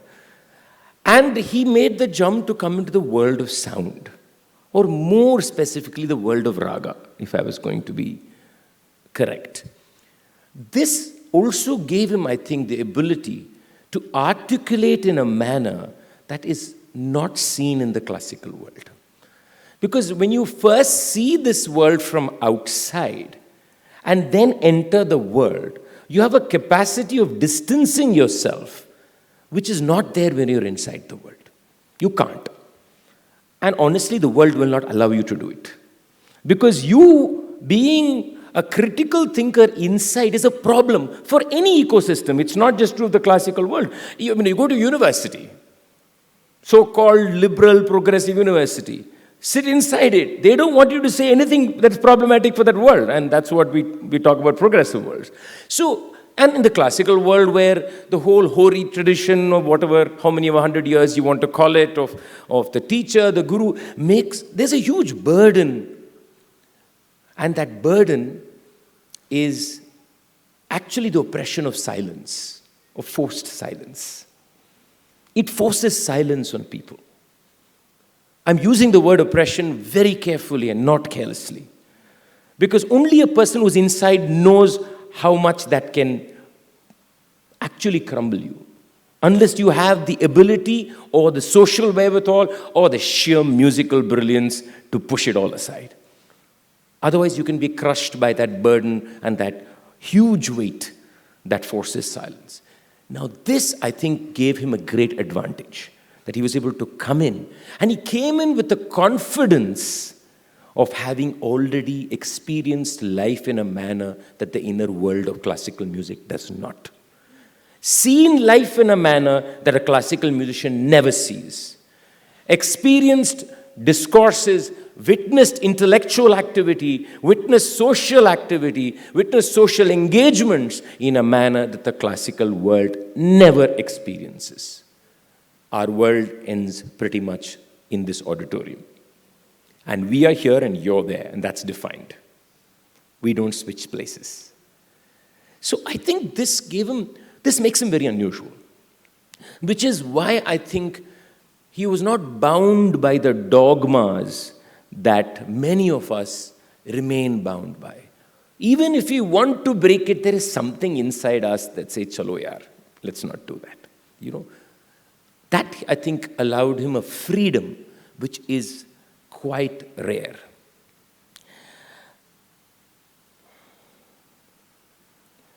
But I think there are 2-3 questions that his life raises. Pandit Nayan Ghosh already spoke about his music, so I'm not going to speak about his music. I thought I would, but he already covered it. But I just want to talk about 2 things. One, his life raises 2, I think, important questions for me as a musician. One is, we say classical music, Indian classical music is raga music.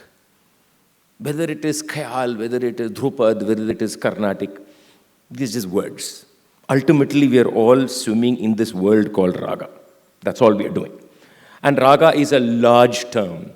It includes as much laya in it and tala in it than you can imagine.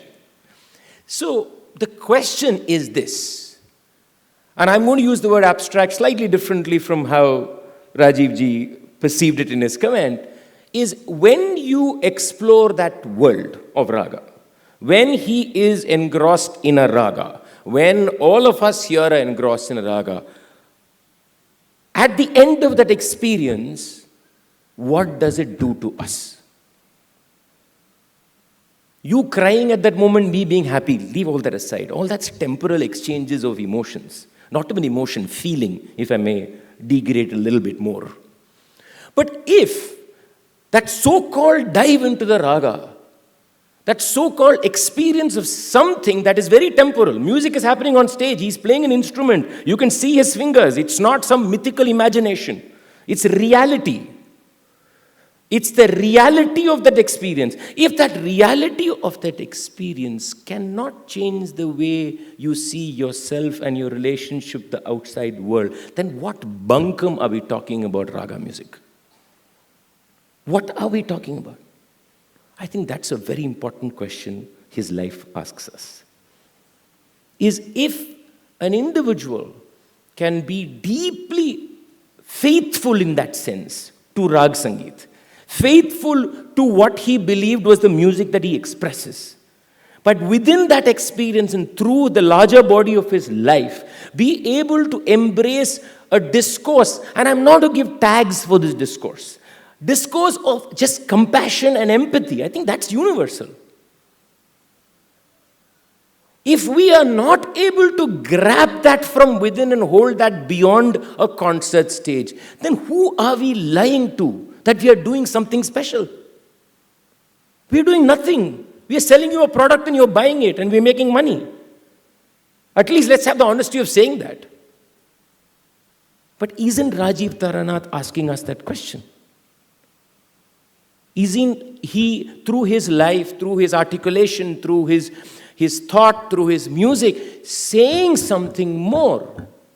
Saying that you can be absolutely true to form, true to your form, true to your music, true to raga, true to your gharana, and yet from the realization of that experience, be free from all the burdens that brings. Isn't that the most profound message he is giving us? And if, as a musician, I don't see that, then I don't know how he's making any difference to my life, other than me coming here and feeling good about participating in this event. And I think it's important for classical musicians. I think his life is important for classical musicians to think about. Because, we love to say we do this sadhana, we are immersing in this music, we close the road, lock the door, 7 hours of singing. What are you doing? Has anybody asked that question? Okay, fine, you're locking your room and singing for 7 hours. But what are you doing? What's happening to you? And I want to also qualify that word excellence. I saw the video and I thought that was a very interesting use of the word. I'm extending the word from his expression. I think it's important for all of us to do. So what does he mean by excellence when he says, He says individuality and excellence, and that's the play in that conversation, right? He says that everybody asks me about individualism, but I'm saying I'm looking for excellence. But what does he mean? Does he mean getting that note right? Does he mean getting that phrase correctly? No, I think, isn't there something more? I mean, actually, a good student, after, say, 15 days in one phrase, will get the phrase right. But has he got the phrase? That's a different question. You may get the phrase right, but have you got the phrase? I think he's referring to that excellence. Because getting that phrase means you have the phrase inside you and you feel it at the bottom of your stomach. If you don't feel the raga in the bottom of your stomach, then you don't feel the raga. That is excellence. And that is the awareness of raga. And ultimately, that is the awareness of an intrinsic need to be a compassionate human being and not be divided by everything that we divide ourselves. And I think that's very, very important. So I think remembering him, or like Jayanth said, he's here not remembering, but celebrating. He would love to celebrate, I'm sure, and not remember. I think that's the whole point of us gathering here today. We think of artists or individuals, it could be anybody, in many different ways. One of the favorite ways in this country is to say, there's nobody like that person. That's the worst thing you can say. You know what it means? It means you're never engaged with that person. If you very easily say, I have nothing to say, he's so great, that means you have, either that person has really not touched you, or you have nothing to do with that person. The greatest celebration of any individual is to be able to engage emotionally, intellectually, critically with that individual. With the music of the individual, thoughts of the individual, the words of the individual, the fun of the individual, everything. It is that engagement that tells us that individual is alive. That individual will remain. And more importantly, will not be a static pronouncement. People stay alive when it is not about Rajeev Taranath, but it's about the idea of Rajeev Taranath. They're two different things. And finally, I'm going to say a casual thing, which I thought I'll never say on stage, but being Rajeev Ji's function, I'm going to take the risk of saying it. The first time I met him, I was telling Venu and Shailaja that I don't think I should say it on stage, but I'm going to say it.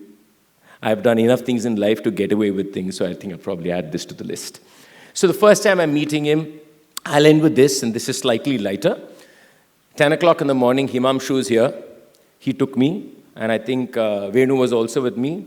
Go to his house, and we had this long chat. We were talking about music, and Carnatic music, raga, all these conversations happening.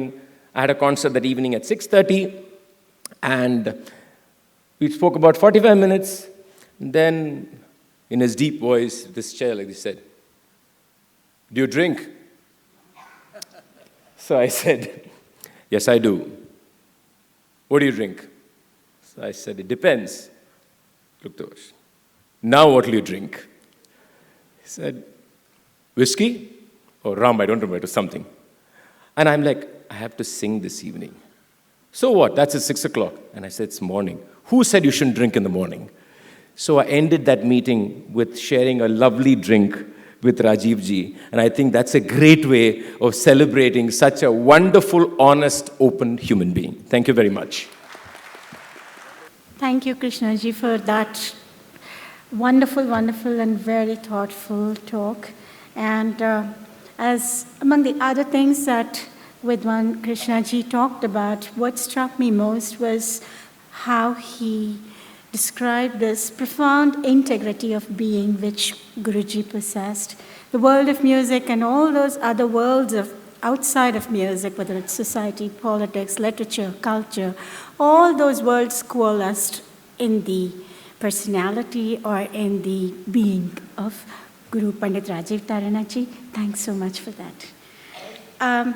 ಮುಂದಿನ ಮಾತು ಶ್ರೀಮತಿ ಧರಣಿದೇವಿ ಮಾಲಗತ್ತಿ ಅವರದು.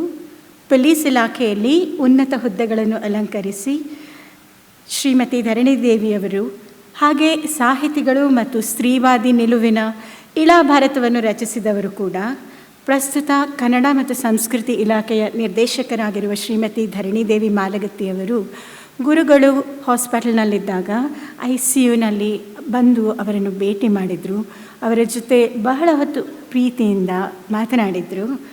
ಈಗ ಗುರುಗಳ ಬಗ್ಗೆ ಕೆಲವು ಮಾತುಗಳನ್ನು ಹೇಳಬೇಕಂತ ಕೇಳ್ಕೊಳ್ತೀನಿ. ನಮಸ್ಕಾರ.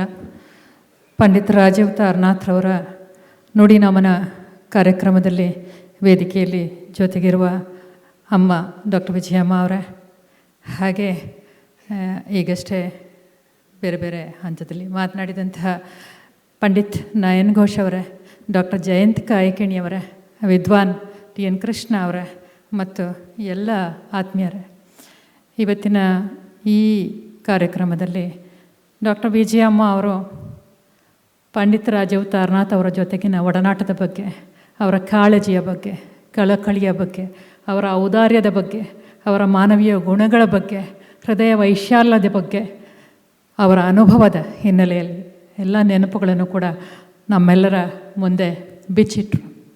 ಹಾಗೆ ಪಂಡಿತ್ ನಯನ್ ಘೋಷ್ ಅವರು ಸಂಗೀತದ ಬಗ್ಗೆ, ಅವರ ಜೊತೆಗಿನ ಸಾಂಗತ್ಯದ ಬಗ್ಗೆ ಹಲವಷ್ಟು ವಿಚಾರಗಳನ್ನು ಹಂಚಿಕೊಂಡರು.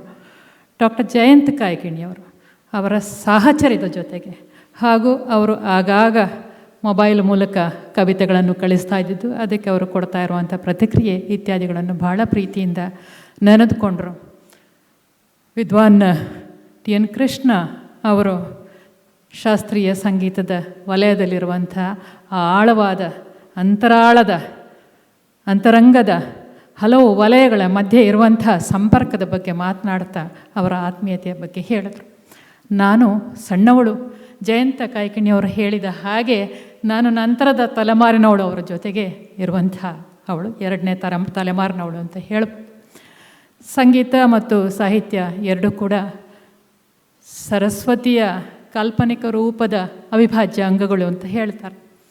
ಆ ಎರಡರ ಸುಧಾರಸವನ್ನು ಒಟ್ಟಿಗೆ ಹೀರಿ ಬೆಳೆಯುವಂಥದ್ದು ಎಲ್ರಿಗೂ ಲಭ್ಯವಾದಂಥ ಅಲ್ಲ. ಆದರೆ ಪಂಡಿತ್ ರಾಜೀವ್ ತಾರನಾಥ್ ಅವರು ಅಂತಹ ವಿರಳಾತಿ ವಿರಳರಲ್ಲಿ ಸೇರಿದವರು. ಯಾಕಂದರೆ ಅವರು ಸಾಹಿತ್ಯದ ಅಧ್ಯಯನವನ್ನು ಮಾಡಿದವರು, ಹಾಗೆ ಸಂಗೀತದಲ್ಲೂ ಕೂಡ ಅಧ್ಯಯನ ಮಾಡಿದವರು, ಜೊತೆಗೆ ಸಂಗೀತವನ್ನು ಅಷ್ಟು ಮಾಸ್ಟ್ರಿ ಅನ್ನುವಂಥದ್ದನ್ನು ಗಳಿಸಿಕೊಂಡವರು. ಅದು ಅಲ್ಲದೆ ನಂತರದ ಹಂತ ಅದು ವಾದ್ಯವನ್ನು ಕಲಿಯುವಂಥದ್ದು. ಸರೋದನ ನುಡಿಸ್ತಾ ಇದ್ದಂಥ ನಾವು ಬರ್ತಾ ಇದ್ದ ಹಾಗಲೇ ವಿಡಿಯೋ ತುಣುಕುಗಳನ್ನು ನೋಡ್ತಾ ಇದ್ವಿ. ಅವರು ಆ ವಾದ್ಯವನ್ನು ಬಾರಿಸುವಂಥ, ವಾದ್ಯವನ್ನು ನುಡಿಸುವಂಥ ರೀತಿ, ವಾದ್ಯವೇ ಅವ್ರ ಕೈಲಿ ನುಡಿಸ್ಕೊಳ್ತು ಅನ್ನೋ ಹಾಗೆ. ಈಗ ಅದು raga should come from the bottom ಅಂತ ಹೇಳಿದ್ರಲ್ಲ, ವಿದ್ವಾನ್ ಟಿ ಎನ್ ಕೃಷ್ಣ ಅವರು at the bottom of the stomach ಅಂತ ಹೇಳ್ತಾ ಇದ್ರಲ್ಲ, ಹಾಗೆ ಆ ವಾದ್ಯ ಬಹುಶಃ ಎನ್ನ ಕಾಯವ ದಂಡಿಗೆಯ ಮಾಡಯ್ಯ, ಎನ್ನ ಶಿರವ ಸೋರೆಯ ಮಾಡಯ್ಯ ಅಂತ ವಾದ್ಯವೇ ಹೇಳಿದ ಹಾಗೆ, ಎನ್ನ ನರಗಳ ತಂತಿಯ ಮಾಡಯ್ಯ, ಎನ್ನ ಕೈಯ, ಈ ಥರ ವಾದ್ಯವೇ ಹೇಳಿ ಅವರ ಕೈಲಿ ನುಡಿಸ್ಕೊಂಡ್ತೋ ಅನ್ನುವ ಹಾಗೆ ಇರುವಂಥ ಅವರ ಆ ವಾದನವನ್ನು ಕೂಡ ಕೇಳಿದ್ವಿ. ಸಾಹಿತ್ಯದಲ್ಲಿ ಸಾಧನೆ ಮಾಡಿದವರು, ಸಂಗೀತದ ಬಗ್ಗೆ ಏನೂ ಗೊತ್ತಿಲ್ಲ ಅಂತಂದರೆ ಆ ಜ್ಞಾನ ಅಪೂರ್ಣ ಅಂತಲೇ ಹೇಳಬೇಕು. ನಮ್ಮ ವಾಗ್ಗೇಯಕಾರರಿಗೆ ಎಲ್ಲರಿಗೂ ಸಾಹಿತ್ಯ ಸಂಗೀತ ಎರಡೂ ಗೊತ್ತಿತ್ತು. ಅದು ಗೊತ್ತಿದ್ರೆ ಮಾತ್ರ ಕೃತಿ ಪಕ್ವ ಆಗಿ ಬರುವಂಥದ್ದು. ಸಂಗೀತದ ಬಗ್ಗೆ ಗೊತ್ತಿಲ್ಲದೆ ಸಾಹಿತ್ಯ ರಚನೆ ಮಾಡಿದರೆ ಅದು ಅಪೂರ್ಣವೇ. ಅಥವಾ ಸಾಹಿತ್ಯದ ಬಗ್ಗೆ ಏನೂ ಗೊತ್ತಿಲ್ಲದೆ ಸಂಗೀತ ಸಂಯೋಜನೆ ಮಾಡ್ತೇನೆ ಅನ್ನುವಂಥದ್ದು ನಾವು ಈಗಿನ ಸಂದರ್ಭದಲ್ಲಿ ಕಾಣ್ತಾ ಇರುವಂಥದ್ದು ಹೆಚ್ಚಾಗಿ ಅದೇ. ಆದರೆ ಸಂಗೀತ ಸಾಹಿತ್ಯ ಎರಡನ್ನೂ ಕೂಡ ಸರಿಯಾಗಿ ಉಪಯೋಗಿಸ್ಕೊಂಡಾಗ ಮಾತ್ರ ಒಳ್ಳೆಯ ಕೃತಿ ಹೊರಗೆ ಬರೋದಕ್ಕೆ ಸಾಧ್ಯ ಅನ್ನುವಂಥದ್ದನ್ನು ನಾವು ಪಂಡಿತ್ ರಾಜೀವ್ ತಾರನಾಥ್ ಅವರ ವಾದ್ಯವನ್ನು ನುಡಿಸುವಂಥ, ಸರೋದನ ನುಡಿಸುವಂಥ ರೀತಿಯಲ್ಲಿ ನಾವು ಕಾಣ್ಬೋದು. ಅವರ ಮಾತುಗಳಲ್ಲಿ ಕೂಡ ಅಷ್ಟು ಸ್ಪಷ್ಟವಾಗಿ, ಅಸ್ಖಲಿತವಾಗಿ ಅವರು ಮಾತನಾಡುವಂಥ ಇಂಗ್ಲೀಷ್, ಅವರು ಮಾತನಾಡುವ ಕನ್ನಡ ಕೂಡ ಅಷ್ಟು ಚೆನ್ನಾಗಿ ಮಾತಾಡ್ತಾ ಹೋಗ್ತಾರೆ. ಸಾಮಾನ್ಯವಾಗಿ ವ್ಯಕ್ತಿ ಮಾಗ್ತಾ ಹೋದ ಹಾಗೆ ಒಂದು ಪಾರಮಾರ್ಥಿಕ ಚಿಂತನೆಯನ್ನು ಕೂಡ ಮಾಡೋದುಂಟು. ಹಾಗೆ ಇವರಲ್ಲೂ ಕೂಡ ಕೃಷ್ಣ ಮನವಳ್ಳಿಯವರು ಹೇಳ್ತಾ ಇದ್ರು ಮಾತನಾಡುವಾಗ, ಆ ದೇಹ ಚೈತನ್ಯ ಇತ್ಯಾದಿ ಆಲೋಚನೆಗಳು ಅವರು ಪ್ರಸ್ತುತಪಡಿಸ್ತಾ ಇದ್ದಂಥ ಆಲೋಚನೆಗಳಿವೆಲ್ಲ, ಆ ಆಲೋಚನೆಗಳನ್ನು ಪ್ರಸ್ತುತಪಡಿಸುವಾಗಲೂ ಕೂಡ ಬಹಳಷ್ಟು ಜನ ಸಾಂಪ್ರದಾಯಿಕ ರೀತಿಯಲ್ಲಿ ಯೋಚನೆ ಮಾಡ್ತಾರೆ. ಆದರೆ ಪಂಡಿತ್ ರಾಜೀವ್ ತಾರನಾಥ್ ಅವರು ಆ ಸಾಮಾಜಿಕ ಕಳಕಳಿಯನ್ನು ಒಟ್ಟಿಗೆ ಬೆಳೆಸ್ಕೊಂಡು ಹೋದವರು ಅನ್ನುವಂಥದ್ದನ್ನು ಆಗಲೇ ಎಸ್ ಜನಾರ್ದನ್ ಅವರು ಹಾಡ್ತಾಯಿದ್ರು ಬರ್ತಾ ಇದ್ದ ಹಾಗೆ. ಆ ಕುರಿ ನಾಟಕದ ಹಾಡುಗಳನ್ನು, ಅದಕ್ಕೆ ಸಂಗೀತ ಸಂಯೋಜನೆಯನ್ನು ಅವರು ಹೇಗೆ ಮಾಡಿದರು ಅನ್ನುವಂಥ ಮಾತುಗಳನ್ನು ಹೇಳ್ತಾಯಿದ್ರು. ಹಾಗೆ ಎಲ್ಲವನ್ನೂ ಕೂಡ ಪರಿಪೂರ್ಣವಾಗಿ ಮೇಳೈಸಿಕೊಂಡಂಥ ಒಂದು ವ್ಯಕ್ತಿತ್ವ ಅವರದ್ದಾಗಿತ್ತು ಅಂತ. ಸಾಹಿತ್ಯ ಆಯಿತು, ಸಂಗೀತ ಆಯಿತು, ಜೊತೆಗೆ ಪ್ರಗತಿಪರ ವಿಚಾರಗಳು ಎಷ್ಟರ ಮಟ್ಟಿಗಿತ್ತು. ಬಹುಶಃ ಅವರ ತಾಯಿ ಅಬೌಟ್ ವುಮನ್ಹುಡ್ ಅನ್ನುವಂಥ ಪುಸ್ತಕವನ್ನು ಬರೆದ್ರು ಅನ್ನುವಂಥದ್ದನ್ನು ನನಗೆ ಗೊತ್ತಿರಲಿಲ್ಲ. ಅದು ನಾನು ಆ ವಿಡಿಯೋ ತುಣುಕಿನಲ್ಲೇ ನೋಡಿದೆ. ನಾನು ಅಬೌಟ್ ವುಮನ್ಹುಡ್ ಅಂತ ಅನ್ನುವಂಥದ್ದನ್ನು ಆ ಕಾಲದಲ್ಲಿ ಬರೆದ್ರು ಅಂತಂದರೆ ಆ ವಿಚಾರಗಳು ಎಷ್ಟರ ಮಟ್ಟಿಗೆ ಅವರಿಗೆ ಪರಂಪರೆಯಲ್ಲಿ ಬಂದಿರಬೇಕು. ಪರಂಪರೆ ಅಂದರೆ ಬಾಹ್ಯ ವಿಷಯ ಅಲ್ಲ, ಅದು ಪರಂಪರೆ ಅನ್ನುವಂಥದ್ದು ಅಂತರಂಗದ್ದು. ಅದು ಒಳಗೆ ಹೇಗೆ ಬಂದಿರಬೇಕು, ತಾಯಿಯ ಮೂಲಕ, ತಂದೆಯ ಮೂಲಕ ಮತ್ತು ಅವರ ಸುತ್ತಲಿನ ಪರಿಸರದ ಮೂಲಕ ಆ ವ್ಯಕ್ತಿತ್ವವನ್ನು ಅವ್ರು ಹೇಗೆ ಬೆಳೆಸ್ಕೊಂಡ್ರು ಅನ್ನೋದು. ಕೊನೆಯ ಸಂದರ್ಭದಲ್ಲಿ ಕೃಷ್ಣ ಮನವಳ್ಳಿ ಅವರದನ್ನು ಹೇಳ್ತಾ ಇದ್ರು. ನಾನು ಪಂಡಿತ್ ರಾಜೀವ್ ತಾರನಾಥ್ ಅವರನ್ನು ಬಹಳ ಸಲ ನೋಡಿದ್ದೀನಿ, ಬೇರೆ ಬೇರೆ ವೇದಿಕೆಯಲ್ಲೆಲ್ಲ ನೋಡಿದ್ದೀನಿ. ಮಾತನಾಡುವಂಥ ಸಂದರ್ಭ ಅಷ್ಟು ಬಂದಿಲ್ಲ. ನಮಸ್ಕಾರ ಸರ್ ಅಂತ ಹೇಳ್ತಿದ್ದೆ, ಚೆನ್ನಾಗಿದ್ದೀರಾ ಅನ್ನುವಂಥ ಈ ಉಭಯ ಕುಶಲೋಪರಿಗೆ ಅಷ್ಟಕ್ಕೆ ಮುಗ್ದು ಹೋಗ್ತಿತ್ತು. ಯಾವತ್ತೂ ಮಾತನಾಡಲಿಲ್ಲ. ತುಂಬ ಸಲ ಮಾತನಾಡಬೇಕು ಅಂತ ಅಂದ್ಕೊಂಡಿದ್ದು ಇತ್ತು, ಆದರೆ ನಾನು ಮಾತಾಡಿರಲಿಲ್ಲ. ಆ ಕೊನೆಯ ಸಂದರ್ಭ ಏನಿದೆಲ್ಲ, ಆಸ್ಪತ್ರೆಯಲ್ಲಿ ನಾನು ಅವರನ್ನು ನೋಡೋದಕ್ಕೆ ಬಂದಿದ್ದೆ. ಆ ಸಂದರ್ಭ ತುಂಬ ಆರ್ದ್ರವಾದದ್ದಾಗಿತ್ತು. ಅವರ ಕಣ್ಣು ಹನಿಗೂಡಿತ್ತು, ನನ್ನ ಕಣ್ಣು ಹನಿಗೂಡಿತ್ತು. ಮಾತನಾಡ್ತಾ ಕೈ ಹಿಡ್ಕೊಂಡ್ರು. ಆಸ್ಪತ್ರೆಯಲ್ಲಿ ಕೃಶವಾಗಿತ್ತು ದೇಹ. ಆಮೇಲೆ ಕೃಷ್ಣ ಮನವಳ್ಳಿಯವರಿದ್ದರು. ಕೃಷ್ಣ ಮನವಳ್ಳಿಯವರ ಹತ್ರ ಹೇಳಿದ್ರು, ಇವರು ನಮ್ಮವರು ತುಂಬ ಒಳ್ಳೆಯ ಕಾವ್ಯ ಬರೆದಿದ್ದಾರೆ ಅನ್ನುವ ಮಾತನ್ನು ಹೇಳಿದ್ರು. ಇದರ ನಂತರ ನನ್ನ ಹತ್ರ ನನ್ನ ಮಗಳು ಕೃಷ್ಣ ಬಹಳ ಪ್ರತಿಭಾವಂತೆ ಅನ್ನುವ ಮಾತನ್ನು ಹೇಳಿದ್ರು. ಅವಳಿಗೆ ಹೆಚ್ಚಿನ ಪ್ರೋತ್ಸಾಹ ಬೇಕು, ಬಹಳ ಪ್ರತಿಭಾವಂತೆ ಅನ್ನುವ ಮಾತನ್ನು ಹೇಳಿದ್ರು. ಅವರ ಮಾತಿನ ಹಾಗೆ ಕೃಷ್ಣ ಮನವಳ್ಳಿಯವರು ಅವರ ಪರಂಪರೆಯನ್ನು ಮುಂದುವರಿಸ್ಕೊಂಡು ಹೋಗ್ತಾರೆ ಅಂತ ನಾನು ಆಶಿಸ್ತೇನೆ. ಪ್ರಾಯಶಃ ಪಂಡಿತ್ ರಾಜೀವ್ ತಾರನಾಥ್ ಅವರ ಎಲ್ಲ ಗುಣಗಳು, ಅವರ ಎಲ್ಲ ಪ್ರತಿಭೆ ಕೂಡ ಕೃಷ್ಣ ಮನವಳ್ಳಿಯವರ ಮೂಲಕ ಮುಂದೆ ಮುಂದುವರಿಯಲಿ ಅನ್ನುವಂಥದ್ದು ನನ್ನ ಹಾರೈಕೆ. ಎಲ್ರಿಗೂ ನನ್ನ ನಮಸ್ಕಾರಗಳು ಮತ್ತೊಮ್ಮೆ. ಈ ಕಾರ್ಯಕ್ರಮದ ಅಧ್ಯಕ್ಷತೆ ವಹಿಸಿ ಗುರುಗಳ ಬಹುಮುಖಿ ವ್ಯಕ್ತಿತ್ವ ಹಾಗೂ ಅವರು ಬೆಳೆದು ಬಂದ ದಾರಿ ಮತ್ತು ಅವರಲ್ಲಿದ್ದ ಅಪಾರವಾದ ಪ್ರೀತಿ ಇವೆಲ್ಲದರ ಬಗ್ಗೆ ಮಾತನಾಡಿದ ಶ್ರೀಮತಿ ಧರಣಿದೇವಿ ಮಾಲಗತ್ತಿ ಅವರಿಗೆ ನನ್ನ ಧನ್ಯವಾದ. Thank you so much. ಈಗ ಮುಂದಿನ ಕಾರ್ಯಕ್ರಮ ನಾದನಮನ. ಪಂಡಿತ್ ನಾಯನ್ ಘೋಷ್ ಅವರ ಸಿತಾರ್ ವಾದನ, ತಬಲಾ ಸಾಥ್ ನೀಡುವವರು Shri Ishan Ghosh. We have had too much of rains this year. So on second thoughts, I would like to offer Rajeev Da his favorite rag, Yaman. As many of you might think, Yaman is often considered a very elementary rag, and people think it's only for teaching beginners. But Yaman is a very deep and very vast rag, and some of the great masters have created wonders with this rag. And one of those great masters I consider is Rajeev Da, who has played memorable Yaman many times. So I offer this rag to him today. Ishaan, my son, is on tabla.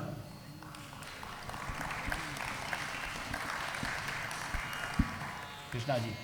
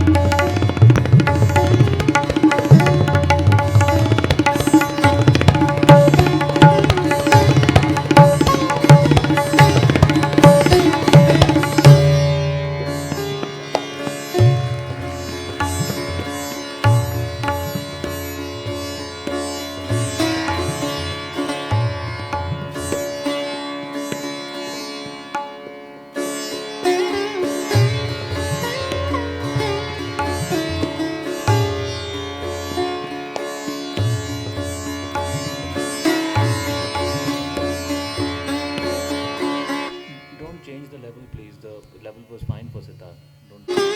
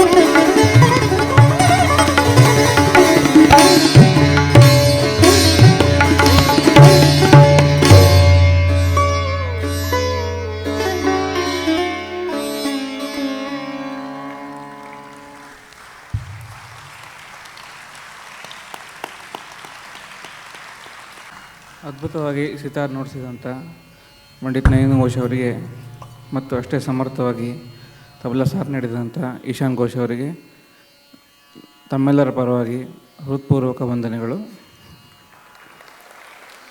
Nayan Ghosh ಅವರು ಬಹಳ ವಿಶೇಷ ಕಲಾವಿದರು. ಯಾಕೆ ಅಂದರೆ ಅವರೆಷ್ಟು ಸಮರ್ಥವಾಗಿ ಸಿತಾರ್ ಮತ್ತು ತಬಲಾ ಎರಡು ವಾದ್ಯ ನುಡಿಸ್ತಾರೆ. ಅದು ಬಹಳ ಅಪರೂಪದ ಒಂದು ಸಂಗತಿ. ಹಾಗೆ ಮೆಲ್ಲಗೆ ಈಶಾನ್ ಅವ್ರನ್ನ ಕೇಳಿದೆ, ಏನಪ್ಪ ನೀವು ಸಿತಾರ್ ನುಡಿಸ್ತೀರಾ ಅಂತ. ಇನ್ನು ಸ್ಟೇಜಿಗೆ ಬಂದಿಲ್ಲ, ಮನೇಲಿ ನುಡಿಸ್ತೀನಿ ಅಂತ ಹೇಳಿದ್ದಾರೆ. ಹಾಗಾಗಿ ಈ ಪ್ರತಿಭೆ ಅಲ್ಲೂ ಅವರಲ್ಲೂ ಕಾಣ್ತಾ ಇದೆ ಅಂತ ನನಗೆ ತಿಳಿದು ಬಂತು. ಇದೀಗ ಕೆಲವೊಂದು ಮಾತು ಹೇಳಿ ವಂದನಾರ್ಪಣೆ ಮಾಡಿ ಕಾರ್ಯಕ್ರಮವನ್ನು ಮುಗಿಸ್ತಾ ಇದ್ದೀವಿ. ಗುರುಗಳು ನಮ್ಮನ್ನಾಗಲಿ ಇವತ್ತಿಗೆ 2 ತಿಂಗಳಾಗಿದೆ ಹೆಚ್ಚು. ಹೀಗೆ ಮನಸ್ಸಲ್ಲಿ ಎಣಿಸ್ತಾ ಹೋದರೆ ಇದು 12ನೇ ಸ್ಮೃತಿ ಕಾರ್ಯಕ್ರಮ. ಇದು ಸುಮ್ಮನೆ ಅಲ್ಲಿ ಎಣಿಸ್ತಾ ಬಂದೆ ನಾನು. ಕೇರಳ, ತಮಿಳುನಾಡು, ಬೇರೆ ಬೇರೆ ಕಡೆ, ಧಾರವಾಡದಲ್ಲಾಗಿದೆ, ಮೈಸೂರಲ್ಲಿ ಸುಮಾರು, ಬೆಂಗಳೂರಲ್ಲಿ, ಹೀಗೆ ಇಷ್ಟು ಮಟ್ಟಿಗೆ ಸ್ಮೃತಿ ಯಾಕೆ ನಾವೆಲ್ಲ ಮಾಡ್ತಾಯಿದ್ದೀವಿ. ಕೆಲವರಲ್ಲಿ ನಾನು ಭಾಗಿಯಾಗಿದ್ದೆ, ಕೆಲವೊಂದರಲ್ಲಿ ಭಾಗವಹಿಸಿದ್ದೆ. ಗುರುಗಳು ಅಗಲಿಕೆಯೇ ಮರೆತು ಹೋಗಬೇಕು, ಅಷ್ಟು ನಾವು ಅವ್ರನ್ನ ನೆನೆಸಬೇಕು. ಅದಕ್ಕಾಗಿ ನಾವು ಮಾಡ್ತಾಯಿದ್ದೀವಿ. ಇದೇ ಉದ್ದೇಶಕ್ಕಾಗಿಯೇ ರಾಜೀವ್ ತಾರನಾಥ್ ಮೆಮೋರಿಯಲ್ ಟ್ರಸ್ಟ್ ಅನ್ನೋ ಒಂದು ಸಂಸ್ಥೆಯನ್ನು ನಾವು ಮಾಡ್ಕೊಂಡಿದ್ದೀವಿ. ಅವರ ನೆನಪು ನಮ್ಮಲ್ಲಿ ಬರೀ ಹೆಸರಾಗಿ ಉಳಿಬಾರ್ದು. ಅವ್ರು ನಮ್ಗೆ ಏನೇನು ಕಲಿಸಿದ್ದಾರೆ, ಏನೇನು ಆದರ್ಶಗಳನ್ನು ನಮ್ಮಲ್ಲಿ ತುಂಬಿದ್ದಾರೆ, ಅದನ್ನು ನಾವು ಮುಂದುವರಿಸುವ ಒಂದು ಅವಿರತ ಪ್ರಯತ್ನ ಮಾಡಬೇಕು ಅನ್ನೋ ಉದ್ದೇಶ ನಮ್ಮದಾಗಿದೆ. ಇದಕ್ಕೆ ನಿಮ್ಮೆಲ್ಲರ ಸಹಕಾರ, ಪ್ರೋತ್ಸಾಹ ಬಹಳ ಮುಖ್ಯ.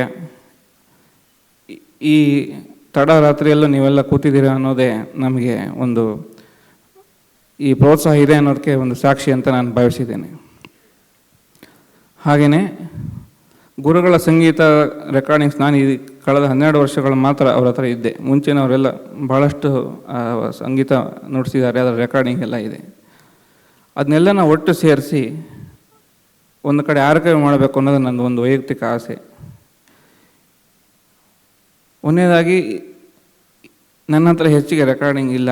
ಇಲ್ಲಿ ನೆರೆದವರು ನಮ್ಮ ಗುರುಗಳ ಬಳಗ ಅಂತ ನಾನು ಭಾವಿಸಿದ್ದೇನೆ. ನಿಮ್ಮ ಹತ್ರ ಏನೇನು ಅಂತಹ ರೆಕಾರ್ಡಿಂಗ್ಗಳಿದ್ದರೆ ನಮ್ಮ ಜೊತೆ ದಯವಿಟ್ಟು ಹಂಚಿಕೊಳ್ಳಿ. ಅವರ ಒಂದು ವೆಬ್ಸೈಟ್ ಇದೆ, rajeevtaranath.com ಅಂತ, ನೀವೆಲ್ಲ ಹೋಗಿ ಗಮನಿಸಬಹುದು. ಅಲ್ಲಿ ಅವರ ಸಂಗೀತವನ್ನು ಅಪ್ಲೋಡ್ ಮಾಡುವ ಕೆಲಸ ಸುಮಾರು ದಿವಸದಿಂದ ನಡೀತಾ ಇದೆ. ಅದನ್ನು ಇನ್ನೂ ಮುಂದುವರಿಸಬೇಕು, ಸಾಕಷ್ಟು ಅದರ ಸಂಗ್ರಹ ಮಾಡಿ ಅಲ್ಲಿ ಹಾಕಬೇಕು ಅನ್ನೋದು ಒಂದು ನನ್ನ ವೈಯಕ್ತಿಕ ಆಸೆ. ಎಲ್ಲರೂ ನೀವು ಸಹಕಾರ ನೀಡಬೇಕು ಮತ್ತು ನಿಮ್ಮ ಹತ್ರ ಅಂತಹ ರೆಕಾರ್ಡಿಂಗ್ಸ್ ಇದ್ದರೆ ನನ್ನ ಜೊತೆ ಶೇರ್ ಮಾಡಿ ಅಂತ ನಾನು ಕೇಳ್ಕೊತಾ ಇದ್ದೇನೆ. ಈ ಕಾರ್ಯಕ್ರಮ ನಡೆಸೋಕ್ಕೆ ನಮ್ಮ ಜೊತೆ ಬೆನ್ನೆಲುಬಾಗಿ ನಿಂತ ಕನ್ನಡ ಮತ್ತು ಸಂಸ್ಕೃತಿ ಇಲಾಖೆ, ಹಾಗೆ ಬೇರೆ ದೂರ ದೂರ ಊರುಗಳಿಂದ ಬಂದು ಈ ಕಾರ್ಯಕ್ರಮವನ್ನು ಯಶಸ್ವಿಯಾಗಿ ನಡೆಸ್ಕೊಳ್ಳೋಕ್ಕೆ ಸಹಕಾರ ನೀಡಿದಂಥ ಸಮಾಜದ ಗಣ್ಯ ವ್ಯಕ್ತಿಗಳು, ಸಂಗೀತಗಾರರು ಎಲ್ಲರೂ ಕೂಡ ಬಂದಿದ್ದರು.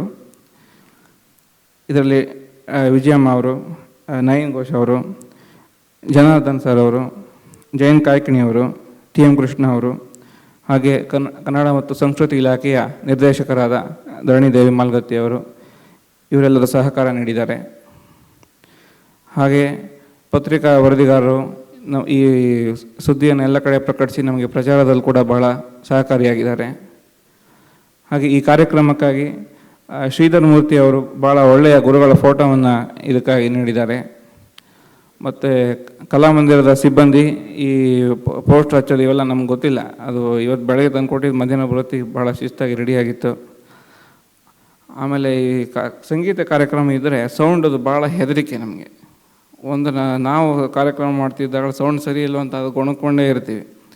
ಹಾಗಾಗಿ ಇನ್ನೊಬ್ಬರು ಕಲಾವಿದನ ಬೇರೆ ಕಡೆಯಿಂದ ಕರೆಸ್ದಾಗಲೂ ಅದೊಂದು ನಮಗೆ ಟೆನ್ಷನ್. ಇವತ್ತು ಯಾವುದೇ ರೀತಿಯ ಅಡಕು ತೊಡಕು ಇಲ್ಲದ ಸೌಂಡಲ್ಲಿ ಅಂತ ನಾನು ಭಾವಿಸಿದ್ದೀನಿ. ಹಾಗಾಗಿ ಸತೀಶ್ ಅವರಿಗೆ ಸ್ಪೆಷಲ್ ಥ್ಯಾಂಕ್ಸ್. ಎಲ್ಲರಿಗೂ ಕೂಡ ಕೃತಜ್ಞತೆಗಳನ್ನು ನಾವು ಸಲ್ಲಿಸ್ತಾ ಇದ್ದೀವಿ. ಈ ಎಲ್ಲ ಕಾರ್ಯಕ್ರಮಗಳಿಗೂ ನೀವು ಬಂದು ಸಹಕಾರ ನೀಡ್ತಾಯಿದ್ದೀರಿ, ಪ್ರೋತ್ಸಾಹ ನೀಡ್ತಾಯಿದ್ದೀರಿ.